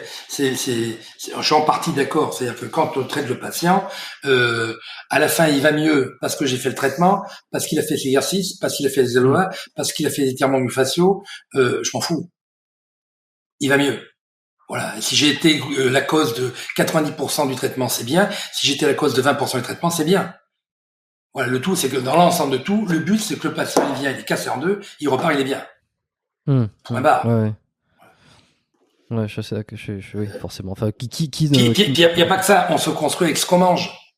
Donc il y a aussi le fait quelle est la qualité de vie qu'il a, qu'est-ce qu'il mange, comment ça marche, comment ça fonctionne. Moi, depuis 2-3 ans, j'ai remis complètement en question, sans trouver je pose des questions, mais j'ai pas trouvé les réponses. Quand il y a eu le problème du Covid. Quand il y a eu le Covid, le 15 mars, je crois, 2020, j'étais à Montréal ce jour-là et je prenais l'avion. C'était le dernier jour d'avion. J'ai pris à 8h du soir le dernier avion pour la France parce qu'après, il n'y en avait plus. Donc j'ai pris de justesse et je donnais des cours. J'ai dit à mes étudiants, vous bougez pas, on se revoit dans 3 mois. 3 mois après, c'était toujours fermé. On se revoit dans 3 mois en septembre. C'est toujours fermé. J'ai mis un stop. J'avais tous les patients des États-Unis, tous les étudiants des États-Unis, du Canada, etc. Vous pouvez plus jouer. Australie, pareil. Et quand c'est qu'on se voit, j'ai dit, ils peuvent pas venir en France, je peux pas. Et on a commencé à chercher. On a trouvé la République dominicaine. La République dominicaine n'était pas fermée. Il n'y avait pas de curfew, comment on appelle, de couvre-feu. Le couvre-feu, il était à 9h du soir jusqu'à 5h du matin, ça ne nous empêchait pas de travailler. Les restaurants étaient ouverts, ils étaient limités à 7h du soir.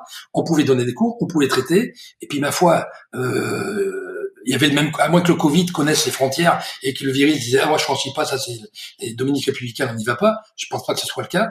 Il n'y avait pas de mort, il n'y avait pas de truc. Les gars portaient leur masque, ils suivaient de temps en temps leur vaccination comme il fallait. Il y avait des garanties et ça marchait. Aux États-Unis, ça marchait pas. En France, ça marchait pas trop mal, même pas, ça marchait pas bien. Au Canada, n'en parlons pas, c'est une catastrophe.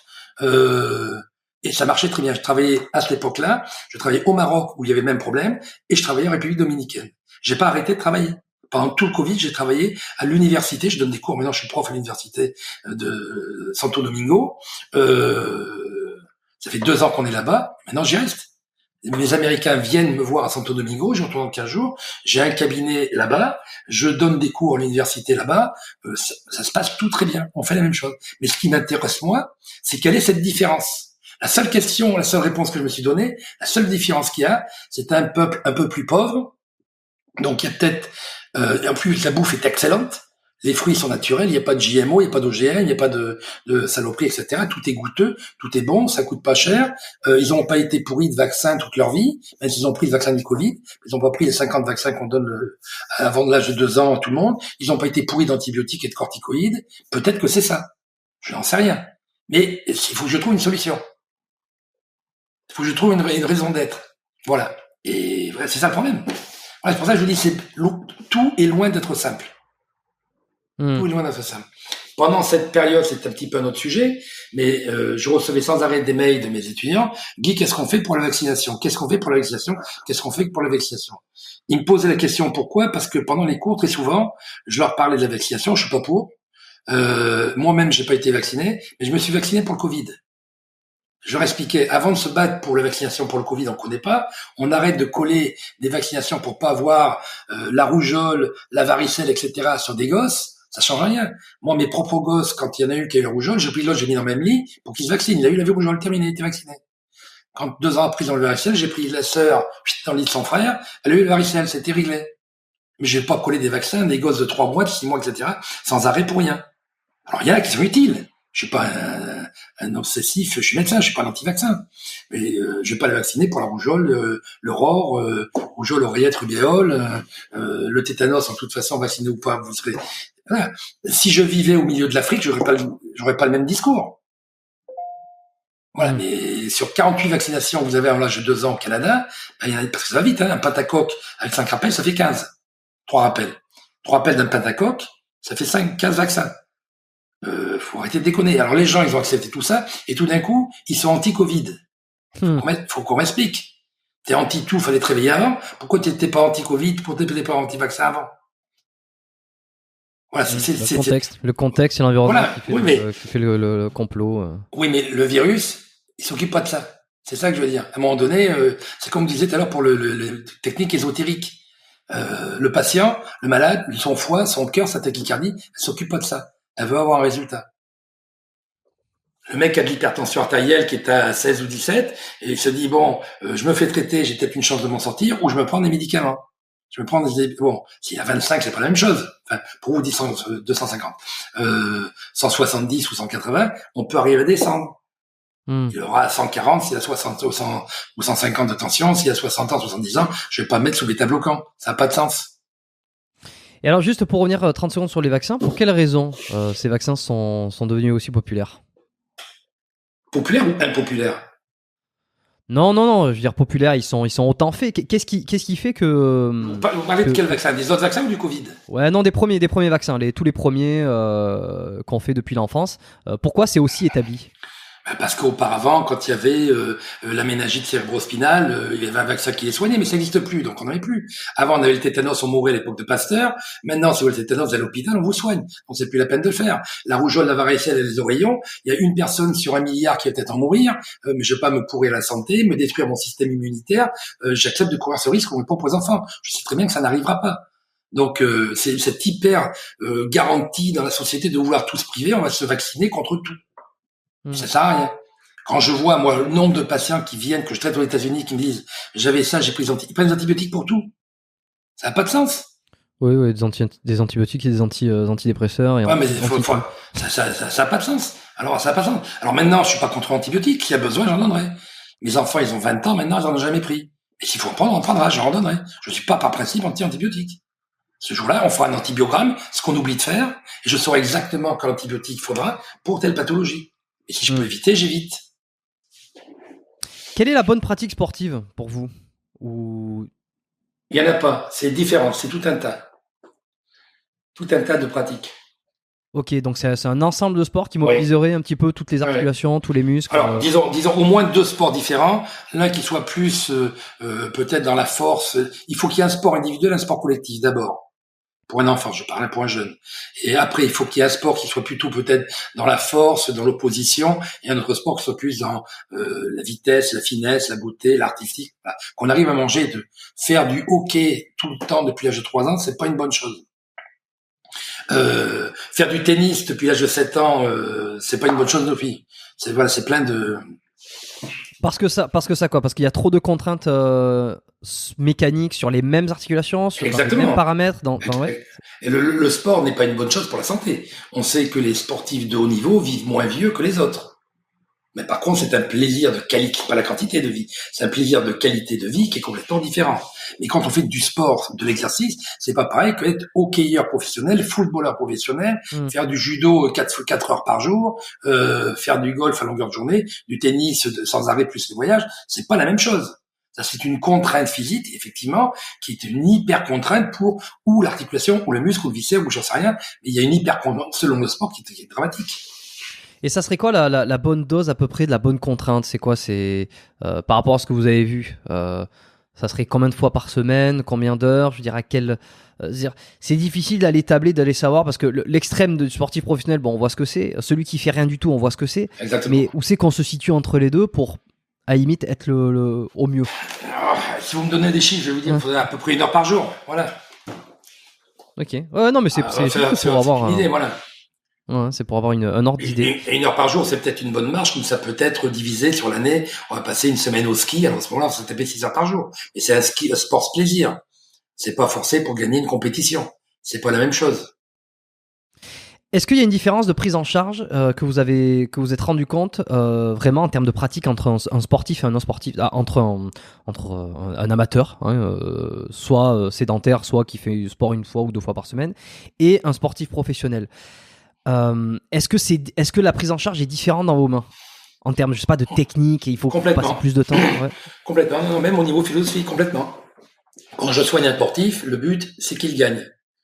Donc, des fois, il est obligé de faire des choses, des mouvements, parce que son corps lui demande, qui sont pas physiologiques. Il faut que je mette son corps plus en liberté pour qu'il puisse faire ce geste de façon à être le plus opportuniste possible. Mais je lui dis, ça, je te fais ça, mais c'est pas bon pour toi. Pas de problème, c'est ce qu'il faut pour gagner. Et généralement, quand les hockeyeurs que j'ai soignés depuis pendant 20 ans, ils prennent leur retraite, ils ont 33, 35 ans, ils prennent leur retraite, ils reviennent me voir, ils me disent, bon, maintenant, on arrête là, on remet tout en place. Voilà. Parce qu'ils ont cru qu'ils ont travaillé hyper fort sur leurs hanches, ils ont eu des accidents, ils ont eu des problèmes de labrum, ils ont travaillé sur les adducteurs, ils ont été opérés, ils ont foutu en l'air le labrum de l'épaule, etc. Donc maintenant, stop, on arrête, on refait tout comme il faut, comment ça marche. Et j'ai plein de sportifs, de hockeyeurs qui jouaient d'ailleurs dans votre pays, que j'ai traités de la sorte, que je vois d'ailleurs toujours, alors qu'ils ont arrêté depuis 10 ans. Et est-ce que vous avez un exemple sur le fait de traiter pour gagner en performance alors que c'est pas nécessairement bon pour le corps? Un exemple concret peut-être, je sais pas, d'une normalisation d'une articulation de muscle ou de quoi que ce soit. Oui, je peux vous, sans vous donner le nom, en vous aidant à le trouver, j'ai traité pendant longtemps le meilleur golfeur du monde, américain, pas blanc, Qui est passé, Voilà, on a ok. trouvé, ouais. Bon, et le but, quand je l'ai traité, j'ai fini de traiter il y a 4-5 ans, c'est qu'ils reprennent le golf très fort, le traitement a été très intense, les exercices que je lui donnais ont été très intenses, il a repris la Game Master. Bon, depuis, après, je l'ai plus revu avec le Covid, etc. Et puis maintenant, ça repasse mal, et pour d'autres raisons. D'autres raisons qui sont autre chose que le médicament, si vous voyez ce que je veux dire, et d'autres choses, d'autres éléments. C'est ça, ce sont des gars qu'il faut travailler très fort à des extrémités de mouvement que j'ai demandé à cette personne, que je demande pas à tout le monde, on peut pas faire ça. Et lui, il n'y a pas le choix. Lui, c'est ça où, voilà. Parce qu'à ce niveau-là, on est numéro 1 ou personne. Ouais, lui pour le coup, il a été numéro 1, il est revenu numéro 1. Est-ce que, comme vous avez eu beaucoup de sportifs professionnels, quel est votre rapport avec le dopage? Est-ce que les sportifs vous en parlent spontanément? Est-ce que vous posez forcément la question? Est-ce que ça a un impact, ou alors vraiment vous fermez les yeux là-dessus et vous vous concentrez uniquement sur la thérapie? Non, je ferme pas les yeux. Je ferme pas les yeux. Je suis contre ça, mais j'ai pas le pouvoir. Je ne sais pas. J'ai soigné Armstrong aussi quand il faisait le Tour de France sur Marseille. Bon, j'étais pas au courant de tout ça, hein, mais à l'époque, je n'aimais pas le bonhomme. Parce que j'ai vu le rapport qu'il y avait avec d'autres, pas avec moi, avec tous les autres qui avaient à côté quand je l'ai traité, c'était vraiment pas le top. Bon, après, il dropait de tous les côtés. Je suis pas pour, mais je peux pas changer grand chose. Alors après, il y a d'autres. Est-ce qu'il en parle? Est-ce que vous posez des Non, questions? non, non. En fait, c'est secret, tout le monde le sait, mais personne n'en parle, quoi. Voilà, c'est un peu ça. Et puis après, il y a ceux qui sont sincères, qui me disent bon, tu peux me faire un petit programme stimulant au niveau des vitamines, etc. Mais attends, fais gaffe parce que faut que ça passe le contrôle. Voilà. Donc il faut faire. Moi, je me rappelle d'un gars il y a très longtemps, j'avais donné de la vitamine C et comme il prenait du Captagon en même temps, il s'est fait choper au contrôle antidoping. J'avais donné un tonique cardiaque. Un tonique cardiaque. Bon, il s'est fait planter au contrôle antidoping. Donc j'avais donné un paquet, 10 fois 1000 mg, 10 grammes de vitamine C, très fort, très gros pendant 3 jours parce qu'il était épuisé par le surentraînement et qu'il fallait qu'il compète, voilà. Et il s'est fait choper. Pourtant, il a pris que la vitamine C. Mais à cet état-là, et en prenant du Captagon, c'était une contre-indication. Je savais pas qu'il prenait du Captagon. Moi, il m'a demandé une vitamine pour donner un coup de fouet, et je savais pas qu'en prenant, il a demandé à quelqu'un de donner un cardiotonique. D'accord. Et voilà. les deux ont fait donc, qui fait que c'était. Il s'est fait choper. Il était contrôlé, on contrôlait les vainqueurs dans les 3 premiers, je crois, il s'est fait attraper. Ok. Ouais, non, c'est intéressant. Vous avez déjà eu l'occasion de, je sais pas, dans le milieu peut-être du sport, un peu plus des sports de force ou des sports de muscles, sur tout ce qui tourne autour des stéroïdes, les hormones de croissance et choses comme ça? Ah ouais. J'étais tout jeune, quand j'avais 20 ans, 25 ans, je m'occupais beaucoup du bodybuilding. Et j'étais vice-président de la Fédération française de bodybuilding. Donc là, j'en ai vu des vertes et des pas mûres. Hein. J'ai vu des gars qui venaient venir, je suis à Marseille, je suis à côté d'Italie, ils venaient venir de l'Italie, des anabolisants vétérinaires qu'on donne aux vaches. Ouais, et aux chevaux. Pour grossir les vaches, voilà.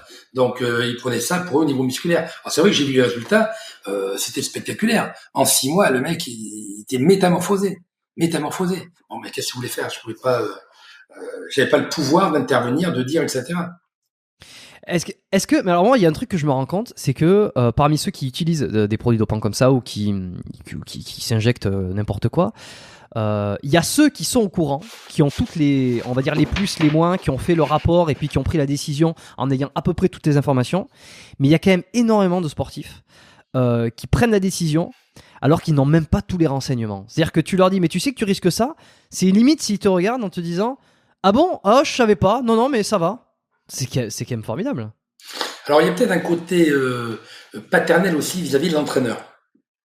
Quand l'entraîneur dit quelque chose, l'entraîneur, c'est peut-être le père souverain ou le second père, ou peut-être le père qu'ils n'ont jamais eu, qui fait qu'on écoute ce qu'il dit. Et l'entraîneur, il a peut-être la connaissance de ce qui est efficace, mais pas la connaissance médicale de ce qui va coûter, puis s'il le sait, il lui dira peut-être pas. Je ne dirais pas qu'il est aussi malveillant, mais lui, ce qui l'intéresse, c'est simplement de gagner. Mais les drogues, les dopings, il ne les prend pas pour lui, il les prend pour les autres. Donc lui, il risque pas grand-chose. Est-ce que vous l'avez vu dans les tissus directement en touchant, si on revient sur les fascias par exemple, une différence de consistance de fascia, de mobilisation du fascia ou quoi que ce soit en fonction de produits dopants? Alors sur les bodybuilders, oui. J'avais beaucoup des gars. Plus dur. Ah bah c'était ok. Ils prenaient du ladylite. Ils étaient complets, ils se pissaient dessus. pour sécher le muscle, il se prenait des quantités de l'Azilix qu'on donnerait pas à un cardiaque. Ouais, comment Moi, j'ai vu les finales des championnats de France à Lyon il y a 30 ans, 35 ans. Le gars qui gagnait, qui était en plus quelqu'un que je connaissais, que je suivais, etc. Quand il a gagné, il a mis la coupe, il y avait 7 marches à descendre du podium, il est descendu en bas, en tombant dans cette marche, il s'est retrouvé aux urgences, à l'hôpital. Et il a arrêté le bodybuilding. Je peux vous dire qu'il a arrêté le dopage. Et pareil, il se dopait, il se mettait du Lasilix, des piqûres de Lasilix pour se fondre de tous les côtés. Au niveau palpitant, c'est terrible. On donne, quand j'étais résident, si on me téléphonait dans la chambre en pleine nuit à 2 heures du matin, docteur, venez vite, il y a quelqu'un qui fait une hypertension, je montais à 2 heures du matin, puis hop, Lasilix. Je savais pas pourquoi, mais d'abord Lasilix, pour descendre la tension artérielle, pour qu'il se vide complètement de la flotte qu'il avait de tous les côtés. Et après, on faisait un travail clinique. C'est pour vous dire l'intensité de ce produit. Et eux, ils utilisent ça pour faire sécher les muscles. Il faut arrêter de déconner. Mais tout le monde le prenait. Et j'avais beau le dire, oui, qui t'a raison, etc., mais on m'écoute pas. Ouais, et quelque part, voilà. Ok, donc surtout l'Azilix qui séchait le muscle. Ok. Alors ça, quand on touche, on le sent. Maintenant, après, quand le gars il fait des tachycardies qui redescendent pas, il fait des fibrillations auriculaires. Bon, en général, il faut qu'on arrive à se poser la question pourquoi. Mais c'est pas évident qu'on vous réponde ou qu'on ne dit pas toute la vérité. Puis si vous dit j'ai pris ça, est-ce qu'il me dit tout ce qu'il a pris? Sur un sportif classique, les étirements, est-ce que vous recommandez régulièrement, de manière générale? On entend un peu de tout, on entend que les étirements passifs sont pas utiles, qu'il faut qu'ils soient actifs, qu'il faut qu'ils soient en chaîne. D'un autre côté, on entend que ça a uniquement un effet antalgique sur le moment, mais que au long terme, ça a pas vraiment ça améliore pas la souplesse. Bon, j'en ai un peu marre d'entendre de tout des fois, pour être honnête. Bah alors d'abord l'étirement passif, je suis contre. Je suis contre moi la personne qui se fait passivement étirer. L'étirement actif, je suis tout à fait pour, principalement à la fin de l'entraînement. J'ai beaucoup de joueurs de hockey que j'ai traités à qui je disais quand tu viens d'entraînement, tu vas au vestiaire, tu fais ce petit doigt et ce petit étirement. Ça te prendra 3 minutes. Et pendant que les gens se changent, ça change rien. Qu'est-ce qui se passait? Généralement, après, il y avait 2 ou 3 qui faisaient pareil. Simplement parce qu'avant de reprendre l'avion pour faire un match le lendemain dans une autre ville, parce que c'est ça la vie du joueur de hockey, c'est bien de pas avoir trop de courbatures, surtout si c'est une faiblesse particulière. Okay. Maintenant, quand on dit ça assouplit pas, celui qui fait taper une demi-heure d'étirement myofacial en permanence, je peux vous garantir qu'au bout de 6 mois, on le reconnaît plus. Il va être capable de faire le... il sera peut-être pas le grand écart, ouais. mais ça va l'assouplir énormément, bien entendu. Okay. Encore faut-il que ce soit bien fait. Encore faut-il que ce soit bien fait, ça c'est important. C'est quoi un étirement bien fait, alors? Un étirement mal fait. Un étirement myofacial. Voilà. Vous parliez tout à l'heure qu'est-ce qui se passe quand on rencontre les collègues. Moi, j'ai quelqu'un qui me dit, moi, je m'étire les ischio-jambiers. Je dis, je savais pas que ça existait, ça. Parce que ça n'existe pas, l'étirement des ischio-jambiers. Ischio-jambiers, ça n'existe pas. Il y a le semi-tendineux, le semi-membraneux et le biceps. 3 muscles qui vont pas dans la même direction. Donc, 3 muscles pas dans la même direction, on étire soit le biceps, soit le semi-tendineux, soit le semi-membraneux. Donc, l'étirement ischio-jambier, non. Oui, mais quand je le fais, je le sens, c'est sûr, tu macro-déchires. Voilà la différence. Quand on étire le muscle dans le sens de ses fibres, ça prend du sens. Si on tourne le pied en rotation interne, qu'on fait une adduction pour étirer le biceps, ça a du sens. Si on tourne de l'autre côté pour tirer l'autre côté en travaillant de demi-membraneux, ça a du sens. C'est pas les ischio-jambiers. D'accord. Voilà, c'est des choses comme ça. Mais oui, si on a 600 muscles dans le corps, si on veut tirer 200 ou 100, il y a 100 différents mouvements. Les gens me disent, j'étire les adducteurs. Donc, comment tu fais pour étirer les adducteurs? Il y a le petit adducteur supérieur, petit adducteur inférieur, adducteur moyen, long adducteur supérieur, milieu, inférieur, pectiné, gracilis, psoas. Il y a 10 adducteurs, tu as 10 étirements différents. C'est ça aussi. Oui, c'est intéressant, et en plus la nature est assez bien faite pour ne pas mettre 2 fois un même muscle qui aurait exactement le même rôle et qui ferait exactement le même mouvement. Donc à partir de ce moment-là, on imagine bien que chaque muscle va avoir sa façon d'être étiré puisqu'il va avoir son rôle un peu spécifique, quoi. Oui, je dis toujours, je sais pas si Dieu existe, mais s'il existe, il va pas personne à faire des muscles, s'il peut faire le même travail avec un seul. Oui, c'est bien résumé. Ok, une vingtaine, une trentaine de secondes. Est-ce alors si c'est pas passif, c'est-à-dire qu'on fait un mouvement pendant l'étirement, on fait un mouvement de contraction opposé? Alors on peut faire un contracolac, pourquoi pas, ça le prépare. L'étirement lui-même doit durer à peu près 30 secondes. Pourquoi 30 secondes? Parce que selon les types des fibres, le stretch réflexe de défense, alors c'est les fibres de type 1, 2A, 2B, 2C, etc., les fibres plus ou moins mobiles, pas mobiles, ben, elle va, 7-8 secondes sont efficaces, un autre ce sera 10-15 secondes, un autre ce sera une vingtaine de secondes. Donc si je suis à 30, je suis sûr de couvrir tout. Ok. Voilà, c'est tout. Alors, c'est peut-être trop pour certains muscles, mais c'est pas grave. Je fais 3 étirements de 30 secondes, chaque fois en progression, gentiment d'abord pour la technique, un peu plus fort pour le deuxième, à fond pour le dernier, et terminé. Oui, donc c'est quoi? C'est du semi-passif finalement. C'est-à-dire qu'on est dans une position sur non, laquelle on va pas, essayer de progresser. C'est actif, c'est vous qui le faites. Passif, c'est quelqu'un d'autre qui va le faire pour vous. Oui, d'accord, ok. Oui, alors c'est pour différencier le passif, c'est-à-dire le passif, je me suis trompé. Je voulais parler de statique et de dynamique. Ok, donc c'est du statique. Ah, c'est quasi, oui, il y a pas beaucoup de mouvement, effectivement. On se penche en avant, on tire sur le ou sur le côté. Oui, on va dire c'est statique, on va dire c'est postural. Et alors, pour quelle raison le passif est pas utile? Ben, si vous voulez, le contrôle du corps que vous faites vous-même, le contrôle de votre force, quand c'est vous qui le faites, c'est vous qui le sentez, c'est vous qui le dosez. Quand c'est quelqu'un d'autre qui vous plie la jambe, bon, il vous la plie, peut-être trop, peut-être pas assez, mais il peut pas jauger en fonction de la souplesse que vous avez aujourd'hui. D'accord, c'est-à-dire que vous intégrez pas dans vos traitements des étirements myofasciaux qui sont pour le coup passifs dans une consultation? Non, Jamais. non. Moi, je traite en thérapie. Il y a que du passif en thérapie, de l'actif au passif. Ils font des exercices avec un entraîneur, mais moi, comme je fais pas les exercices, j'en montre rarement 2 ou 3 parce que je dis après, je laisse faire aux gens. J'essaie de pas tout mélanger. Je suis largement capable de donner une prescription diététique. J'ai fait une maîtrise en diététique aussi. Je le fais pas. Quand ils vont, je réfère à quelqu'un qui le fait à fond. Quand ils doivent voir un acupuncteur, ils vont voir un acupuncteur. J'ai fait un peu d'acupuncture aussi. Un peu, c'est pas beaucoup, donc je réfère à quelqu'un.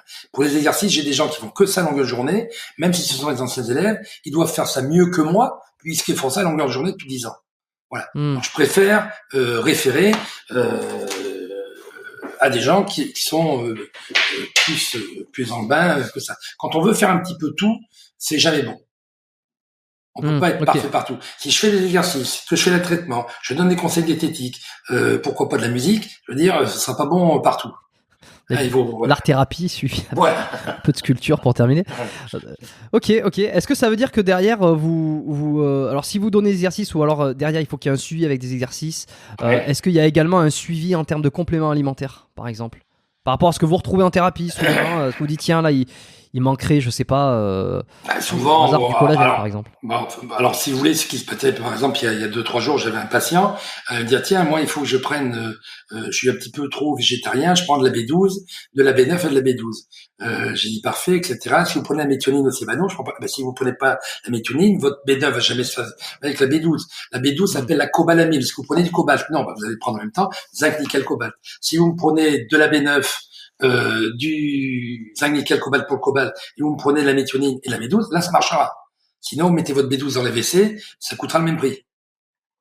Voilà, c'est-à-dire, je fais des réflexions comme ça. Après le reste, je réfère, quand je vois ce qu'ils prennent, des fois, c'est pas très logique, quoi. Il faut qu'il y ait une harmonie. Oh, ouais. Voilà. Il faut pas qu'il y ait, je sais pas, moi, quand ils prennent de la leucine, de l'isoleucine, de la valine, en même temps qu'ils vont prendre de l'arginine, du tryptophane, ils ont pas compris que ça ne marche pas ensemble.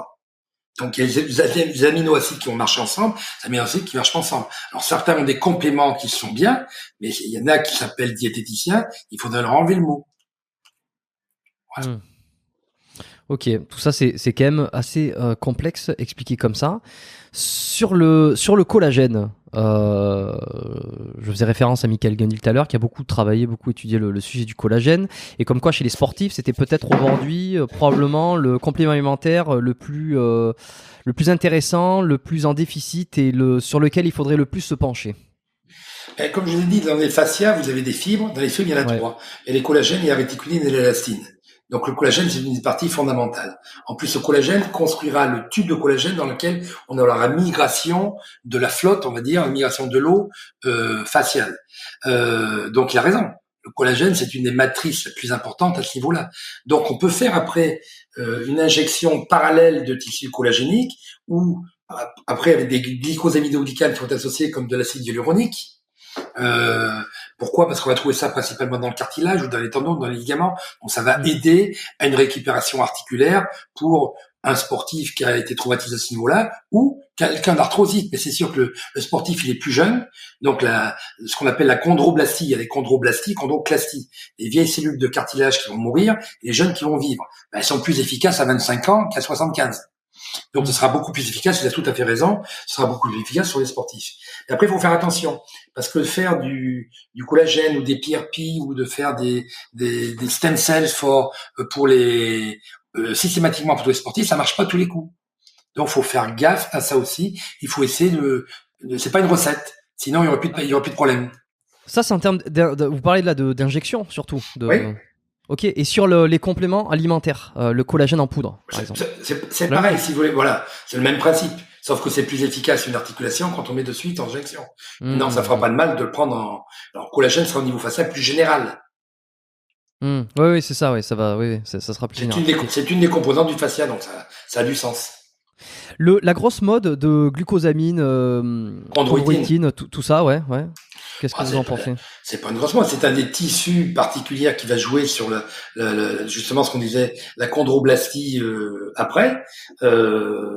Bon, ça fera pas de mal. Et en complément alimentaire, hein, je parle. Voilà, oui, j'ai bien compris. Ça fera pas de mal, mais ce sera pas ça qui va résoudre tous les problèmes. Mais ça devrait aider. Ça devrait aider. Ben moi, j'avais entendu que c'était. On se construit ce qu'on mange, donc ça va aider. Ouais, on met c'est ça. Si on veut que ça se construise, il faut mettre les pierres. Si les pierres, déjà, c'est plus facile. Exactement. Ouais. Et j'avais entendu que c'était probablement l'un des meilleurs compléments pour les articulations qu'on n'avait pas vraiment trouvé mieux jusqu'à présent. Non, c'est pas tout à fait ça. L'articulation, ça dépend quel est son problème. Si c'est un problème de cartilage, celui qui vous a dit ça, il a raison. Si c'est un problème de cartilage, d'arthrose, de surplus cartilagineux, ça a du sens. Mais la même articulation, si c'est un problème de liquide lymphatique, de liquide synovial, c'est pas du tout la même chose. Si c'est un problème ligamentaire, c'est pas la même chose. Si c'est un problème tendineux, c'est pas la même chose. Si c'est un problème de capsulite, c'est pas la même chose. Et tout ça, c'est le même nom. C'est l'articulation. Et la articulation, pourquoi? Quelle est la cause dans cette articulation? Vous avez raison. Si c'est un problème principalement cartilagineux, c'est une très bonne initiative. Et sur du collagène, par exemple, le collagène aiderait pas de toute façon en termes de ligaments, de problèmes ligamentaires, de problèmes capsulaires, étant donné qu'il y a du collagène un peu partout. Ça couvrirait à peu près. Exactement. Surtout le côté facial, ça va aider. Il n'y a aucun problème là-dessus. Ok. Et random, au hasard, si c'est un problème admettons, de capsule, est-ce qu'il y a un complément alimentaire qui serait plus judicieux? Spécifique. Alors, c'est pas le cas du problème de capsule. C'est le problème qu'est-ce qu'elle a, la capsule? Elle est déchirée, elle est enflammée, etc. C'est pour l'inflammation. On mettra pas la même approche que si c'est quelque chose de déchiré, sur lequel on aura tout simplement peut-être un strapping qui va permettre après, pour travailler sur le tissu cicatriciel, l'approche qui sera donnée avec du collagène sera intéressante. Et si j'ai une capsulite de collagène, il va rien changer. Le collagène ne va pas jouer sur l'inflammation. Il jouera sur la structure. Parce qu'il a été déchiré, parce qu'il a été fibrosé. Parce qu'elle a été fibrosée, voilà. Ok. Bon, une dernière petite chose sur la prévention. Il y a peu de personnes qui viennent consulter de manière générale un thérapeute en prévention. Enfin, c'est pas trop la philosophie occidentale, généralement. Vous allez peut-être pouvoir me confirmer. Est-ce que c'est utile? Est-ce que c'est pas si utile que ça d'aller en prévention? Et est-ce que vous, je sais pas, à titre personnel, sur une prévention, vous êtes capable de presque anticiper des blessures qui vont arriver? Alors, c'est marrant parce que cette question, cette nuit quand je donnais le cours, comme je vous disais à mes Américains, là, on a eu cette question. Et je leur disais, par la définition, quand vous êtes ostéopathe, on va venir vous voir en disant, voilà, docteur, j'ai rien, pouvez-vous contrôler tout si tout va bien. Voilà, ce serait ça l'idée. Ce qui va pas. Voilà. Oui, ou alors, est-ce que j'ai quelque chose qui va pas? Est-ce que j'ai quelque chose qui va pas? Est-ce que j'ai un risque d'avoir un problème, etc. Ça, c'est la théorie. Dans les pratiques, ça, j'en vois quasiment jamais.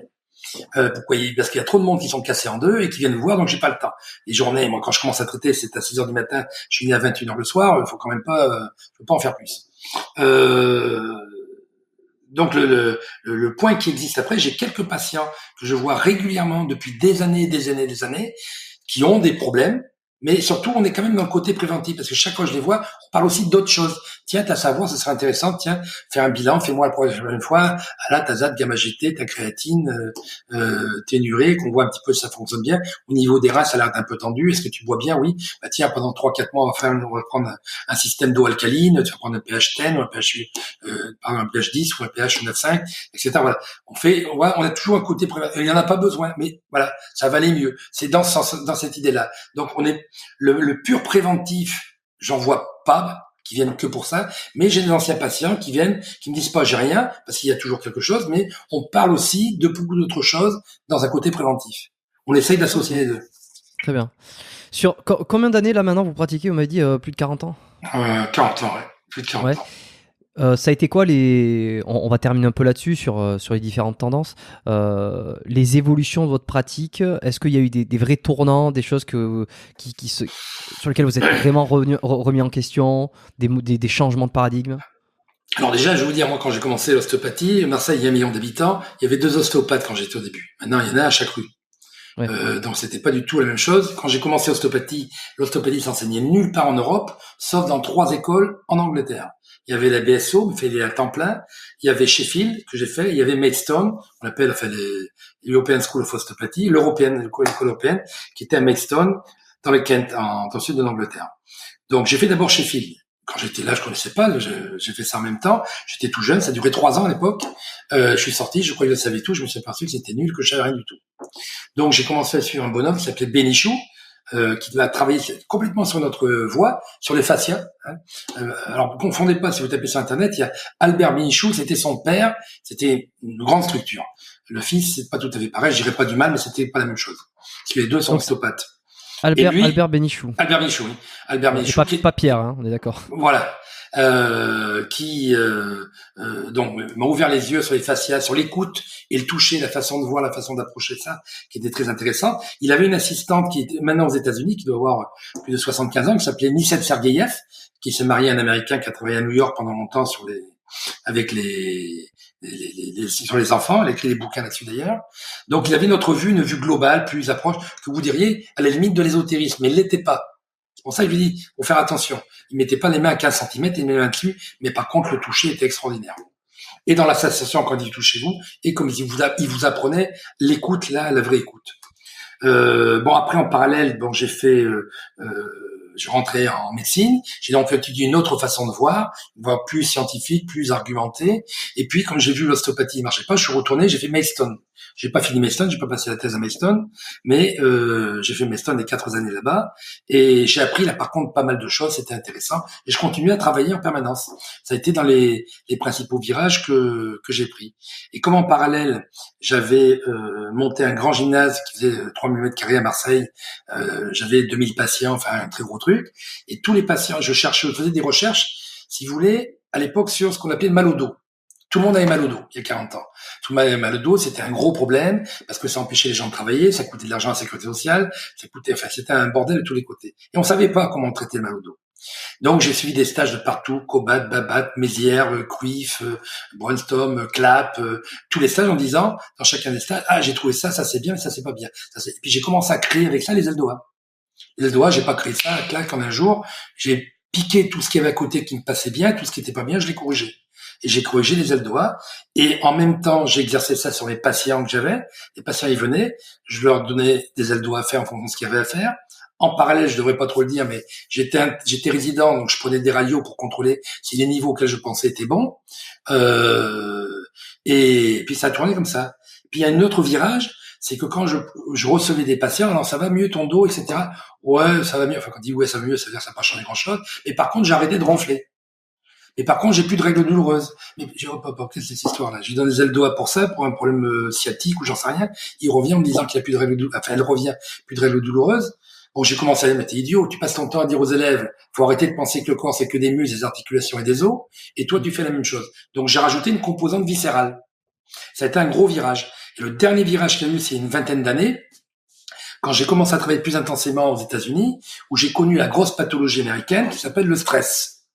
Donc j'ai commencé à travailler là-dessus, à travailler beaucoup sur le système autonomique, nerveux système nerveux autonome, à travailler sur les ortho et parasympathiques, maintenant sympathiques et parasympathiques, savoir comment on pouvait traiter ces ligaments, comment on pouvait travailler à la fois au niveau crânien avec l'hippocampe, le métathalamus et les glandes pituitaires, comment gérer la totalité de ces ganglions qui sont en face de chacune des vertèbres. Voilà, j'ai commencé à travailler dans ce domaine-là.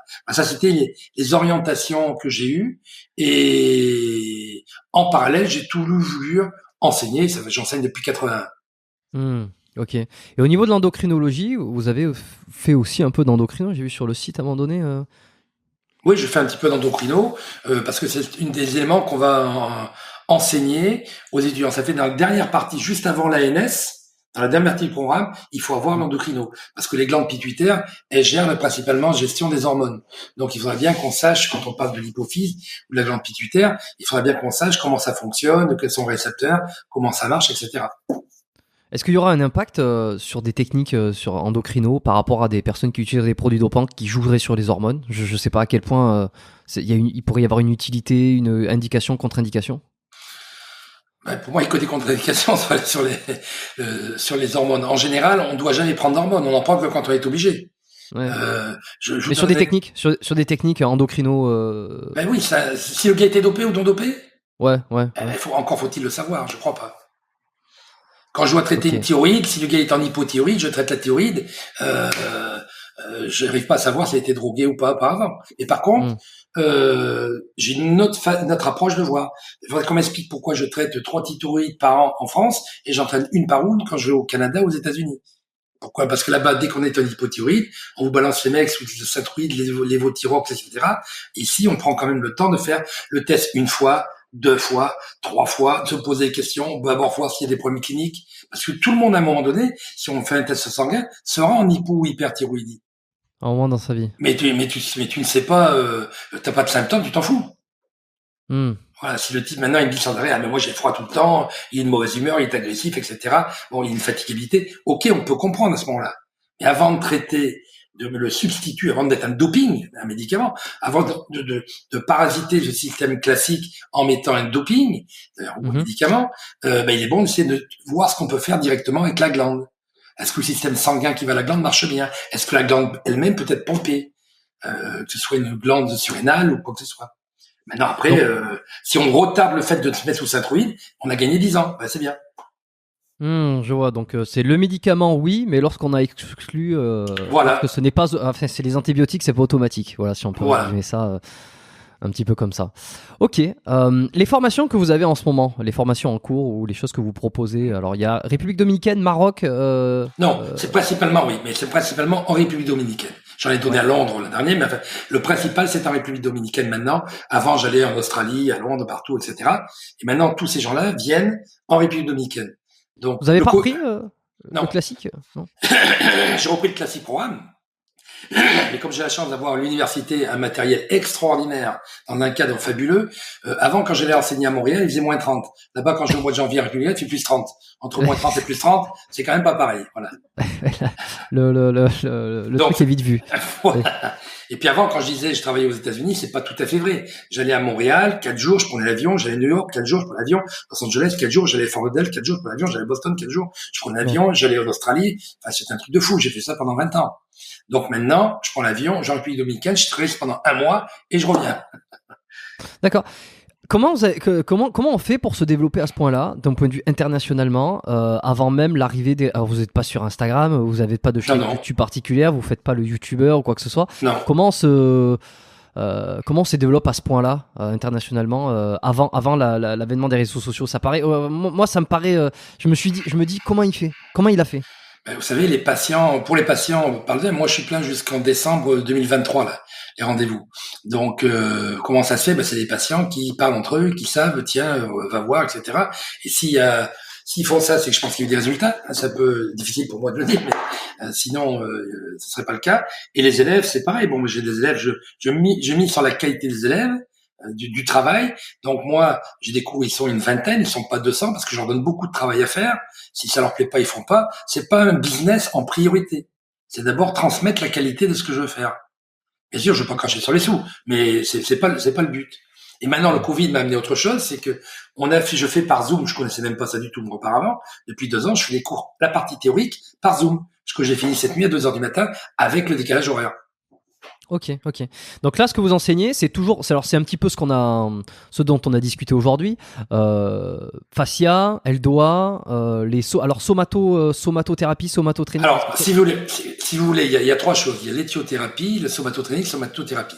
Le somatotraining, maintenant, c'est plus trop moi. J'ai d'anciens élèves qui sont devenus profs, qui le font, etc. Moi, je fais que la partie théorique. En thérapie, la thérapie, c'est développer une partie pour connaître tous les pompages du corps, submembrane, etc. Tous les techniques faciales du corps, tous les double TLS, ces techniques plus hard de transverse musculaire avant de faire les ajustements, et le traitement des 4 diaphragmes. Ça, c'est les bases. Après, ils peuvent déjà avec ça bien travailler. Après, ils veulent devenir ostéopathe. Aujourd'hui, l'ostéopathe, il y a un programme complet. On l'a fait par segment. Ils apprennent la pelvilogie, tout ce qui se passe au niveau du pelvis, tous les axes, les 22 axes du pelvis, comment les traiter, etc. Il y a la spinologie, comment on va traiter le rachis lombaire, un autre cours de 4 jours sur le rachis dorsal, un autre cours sur le rachis cervical, un autre cours sur le thorax. Après, il y a la limbologie, pour traiter les membres sup et les membres infs. Il y a la viscérologie, alors il y a tous les viscères qui y passent. Là, il y a 10 séminaires. Ça parle de l'estomac, digestif, foie, rate, pancréas, thyroïde, thymus, médiastin, les yeux, l'oreille, la vulve, tous les viscères y passent, le cœur, le poumon, etc. Mais dans 15 jours, je vais faire un cours sur péricarde. Et il y a viscérologie, il y a endocrinologie après, à la fin. Il y a pré-père, post femme enceinte, quoi, si vous voulez, femme enceinte, la future mère, postpartum, je ne sais plus le nom, et en dernier, il y a la NS. Voilà, ils travaillent dans, il y a la craniologie, on a mis en 8 cours la craniologie pour travailler tous ces éléments-là. L'ensemble se rejoint. Quand ils auront fait tout, ils présenteront leur thèse et puis ils auront leur diplôme d'ostéo. D'accord, donc ça veut dire que quelqu'un qui n'est pas ostéo, qui suit ses cours, a le diplôme d'ostéo à la fin. À la fin, in fine, exact. Et j'ai beaucoup, vous savez, j'ai de plus en plus comme élèves, vous savez quoi? Des chiropracteurs. À chaque cours, j'ai au moins 25% de chiropracteurs.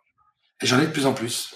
Ok, donc en fait, vous avez une école, vous avez votre propre école d'ostéo, finalement. C'est pas une école ostéo. Avant, je travaillais avec l'école ostéo de Montréal. Oui, c'est pas une école. Alors bien sûr, il y a la compagnie. À la fin, normalement, on devrait avoir le diplôme de l'université, parce que l'université est en cours de négociation avec moi, pour créer ce diplôme. Ils veulent faire une école d'ostéopathie pour toute l'Amérique du Sud. Ok, bon, ben c'est une sacrée ambition, sacré travail. Je laisserai le lien. Tiens, c'est alors où c'est que pour ceux qui sont intéressés, qui se disent tiens, qui veulent aller chercher un petit peu d'informations sur tout ça. Somavoyer.com. Somavoyer.com. Le site est en anglais uniquement, hein, c'est ça. Le site est en anglais, excusez-moi, est en anglais, exactement. Ouais. Non, mais c'est pas grave. Vous avez un site perso aussi. Non, il est très vieux, il a 20 ans, j'ai pas touché. On va bientôt le supprimer et le changer. Ok, bon, ben je le rajouterai pas. Je laisserai Somavoyer. Très bien. Bon, alors comme à mon habitude, moi j'aime bien conclure ces épisodes par 3 petites questions qui retracent pas forcément tout ce qu'on a vu, mais qui apportent des petits compléments, qui sont des questions rapides. La première question. Est-ce que je me suis lavé les dents ce matin? Oui, bien sûr. Exactement. Ça c'était la deuxième question. Non, la première, c'est si on pouvait revenir une dizaine d'années en arrière. En général, j'essaie d'adapter.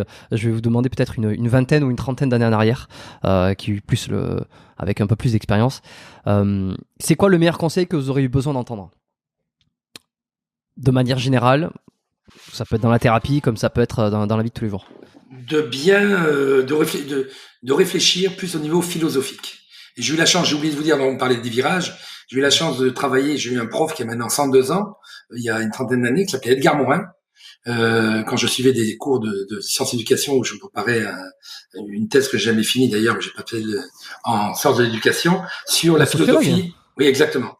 Sur la philosophie, la complexité. C'est un mec génial qui m'a appris à voir une autre façon la société, le corps. Je me suis appris que le corps humain était comme ça. Donc le corps humain était interactif. J'ai dit tiens, mais c'est comme ça qu'il faut que je le vois. Donc c'est comme ça qu'il faut que j'enseigne. Il faut que j'applique mes cours, mes techniques, je traite. Voilà, exactement. Ça, c'est un virage important. J'aurais souhaité l'avoir fait 20 ans plus tôt. D'accord. Le côté un peu plus philosophique, prise de recul, et moins la technicité, exactement. moins la pratique. Exactement. Plus le fond, le champ. J'aurais fallu. Alors, est-ce que vous avez eu un mentor, justement? C'est la deuxième question. Mis à part peut-être Edgar Morin, un mentor, une influence ou quelqu'un un modèle, à un moment donné, qui vous a... Non, mais j'ai eu la chance d'avoir des gens extraordinaires. Quand j'étais en éducation physique, j'ai eu Le Boulch au niveau pédagogique. C'était un mec génial. J'ai appris au niveau d'exercice. J'ai été un élève de Sémérida. Après, j'ai eu la chance d'avoir, comme je vous l'ai dit, Bénichou. J'ai eu Edgar Morin, j'ai eu la chance d'avoir des profs qui étaient importants à ce niveau-là. Au niveau médical, j'ai eu mon oncle Jean Judet, qui est celui qui a inventé les prothèses de hanche. Donc je veux dire, j'ai eu la chance de rencontrer des gens intéressants. Est-ce que c'est 24 heures sur 24, votre vie, c'est la thérapie, la santé, l'ostéopathie, c'est vraiment ça prend tout votre temps ou vraiment il y a... Non, moi j'ai un bateau, je travaille de manière intense. Quand je travaille, je pars un mois, je travaille tous les jours, j'ai pas de samedi, pas de dimanche. Ouais. Et je prends 14 semaines de congé par an. D'accord, ok. J'ai un bateau, j'ai un catamaran, je prends mon catamaran. Là, je vais partir en mars, en avril, de 3 semaines avec mon bateau. Je pense que je vais aller du côté de Libes. Cet été, je suis pris mon bateau, je suis parti pendant 6 semaines en Sardaigne. Un printemps dernier, j'étais aux îles Seychelles, etc.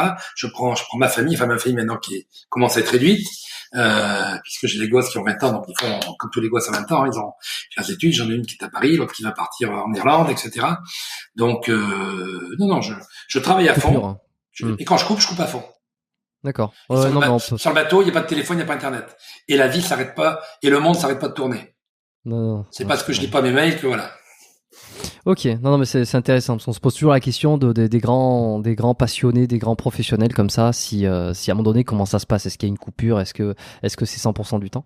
Et maintenant, si c'est une question, je ne prendrai pas ma retraite. Jamais? Non. Qu'est-ce que vous voulez que je fasse, que j'ai la pêche? Non.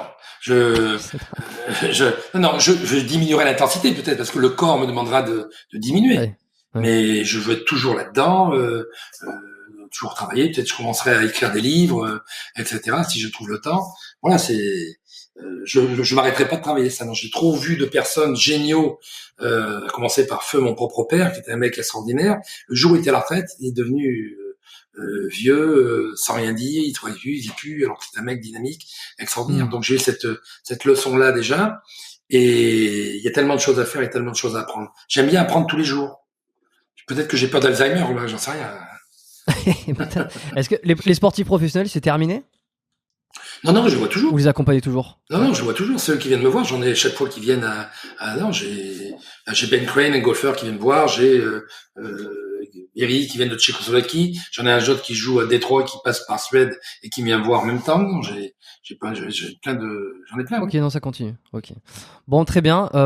Ma toute dernière question que j'aime bien poser aussi, ça permet d'avoir une référence de fin. Est-ce qu'il y a un livre qui vous a marqué, que vous avez envie de recommander aujourd'hui, que vous avez lu peut-être au début ou que vous avez lu dans l'année? C'est pas obligé que ça soit un livre de thérapie. Voilà. Non, mais c'est un peu ça quand même, puisqu'il y en a un que j'ai... alors, je recommanderais classiquement De la complexité de la part d'Edgar Morin, c'est à tout le monde. De la complexité d'Edgar Morin. C'est un petit bouquin que vous avez en poche qui coûte pas cher et il est en français. Vous l'avez en français et en anglais. Donc il est en français en plus. Et sinon, il y a Gimberto qui a écrit un bouquin sur les fascias extraordinaire. Je crois que ça s'appelle Human Body ou quelque chose comme ça. Mais qui a des photos qui est en anglais, mais on s'en fout. Il y a des photos extraordinaires sur les fascias. Gimberto. Comment vous l'écrivez? Gimberto, G-U-I-M, Gimberto, je pense, B-E-R-T-A-U ou T-E-A-U. Gimberto, Human Body.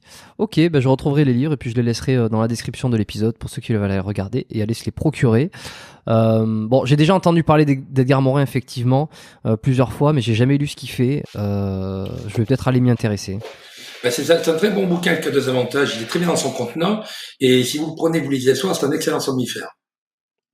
En plus, pour ceux qui ont du mal à dormir. Parfait. Écoutez, merci Guy d'avoir participé au podcast. Je suis content d'avoir enregistré cet épisode. C'était très instructif. Je pense que beaucoup vont le trouver instructif aussi, vont aimer. Est-ce que vous avez un dernier mot à rajouter avant qu'on se quitte? Oui, moi je vous remercie. J'ai trouvé ça très agréable. C'est la première fois de ma vie que je fais un podcast. Vous voyez, il n'y a pas d'âge pour commencer. Et j'espère que ce ne sera pas le dernier. J'ai bien apprécié. Probablement que non, parce que les podcasts sont en train de alors ça fait un moment que j'en fais et ils sont en train de se développer. Il y en a de plus en plus qui en font. Ouais. Et voilà. Et donc ça permet d'avoir aussi une certaine visibilité. En général, ceux qui passent sur le podcast biomécanique, il y a quelques centaines, quelques milliers de personnes même qui écoutent le podcast. Donc peut-être que vous recevrez des invitations pour des prochaines émissions. En tout cas, merci pour votre temps. On est presque à 2 heures. C'est un peu le timing un peu du podcast généralement. Restez là 2 minutes avec moi, comme je vais couper derrière. Merci à tous d'avoir écouté cet épisode. Si vous l'avez apprécié, vous savez quoi faire comme d'habitude. Vous laissez une étoile, non, vous laissez 5 étoiles sur l'application de podcast sur lesquelles vous écoutez. Vous pouvez partager l'épisode. Ça aussi, tiens, je vais essayer de le redire de plus en plus parce que y en a qui le font moins et je sais que c'est quelque chose qui permet de propulser le podcast aussi. C'est de le partager en story sur Instagram pour ceux qui l'écoutent régulièrement. Vous arrivez à la fin, donc c'est que vous avez tout écouté, que vous avez apprécié. Vous pouvez le noter si ça l'a pas fait, si vous l'avez pas fait, mais vous pouvez le partager en story sur Instagram. Avec Spotify, permet directement de faire un partage en story. C'est assez simple. Comme ça, tous vos contacts peuvent le voir. Ça coûte pas grand chose. juste informer les gens qui sont dans votre entourage qu'il y a un épisode intéressant et qu'ils pourraient apprendre plein de trucs, notamment s'ils sont intéressés par les sujets qui tournent autour du sport, de la santé, de la mécanique du corps, de la compréhension de soi, etc. Sur ce, je vous dis à tous à la semaine prochaine et puis prenez soin de vous d'ici là. Bye bye.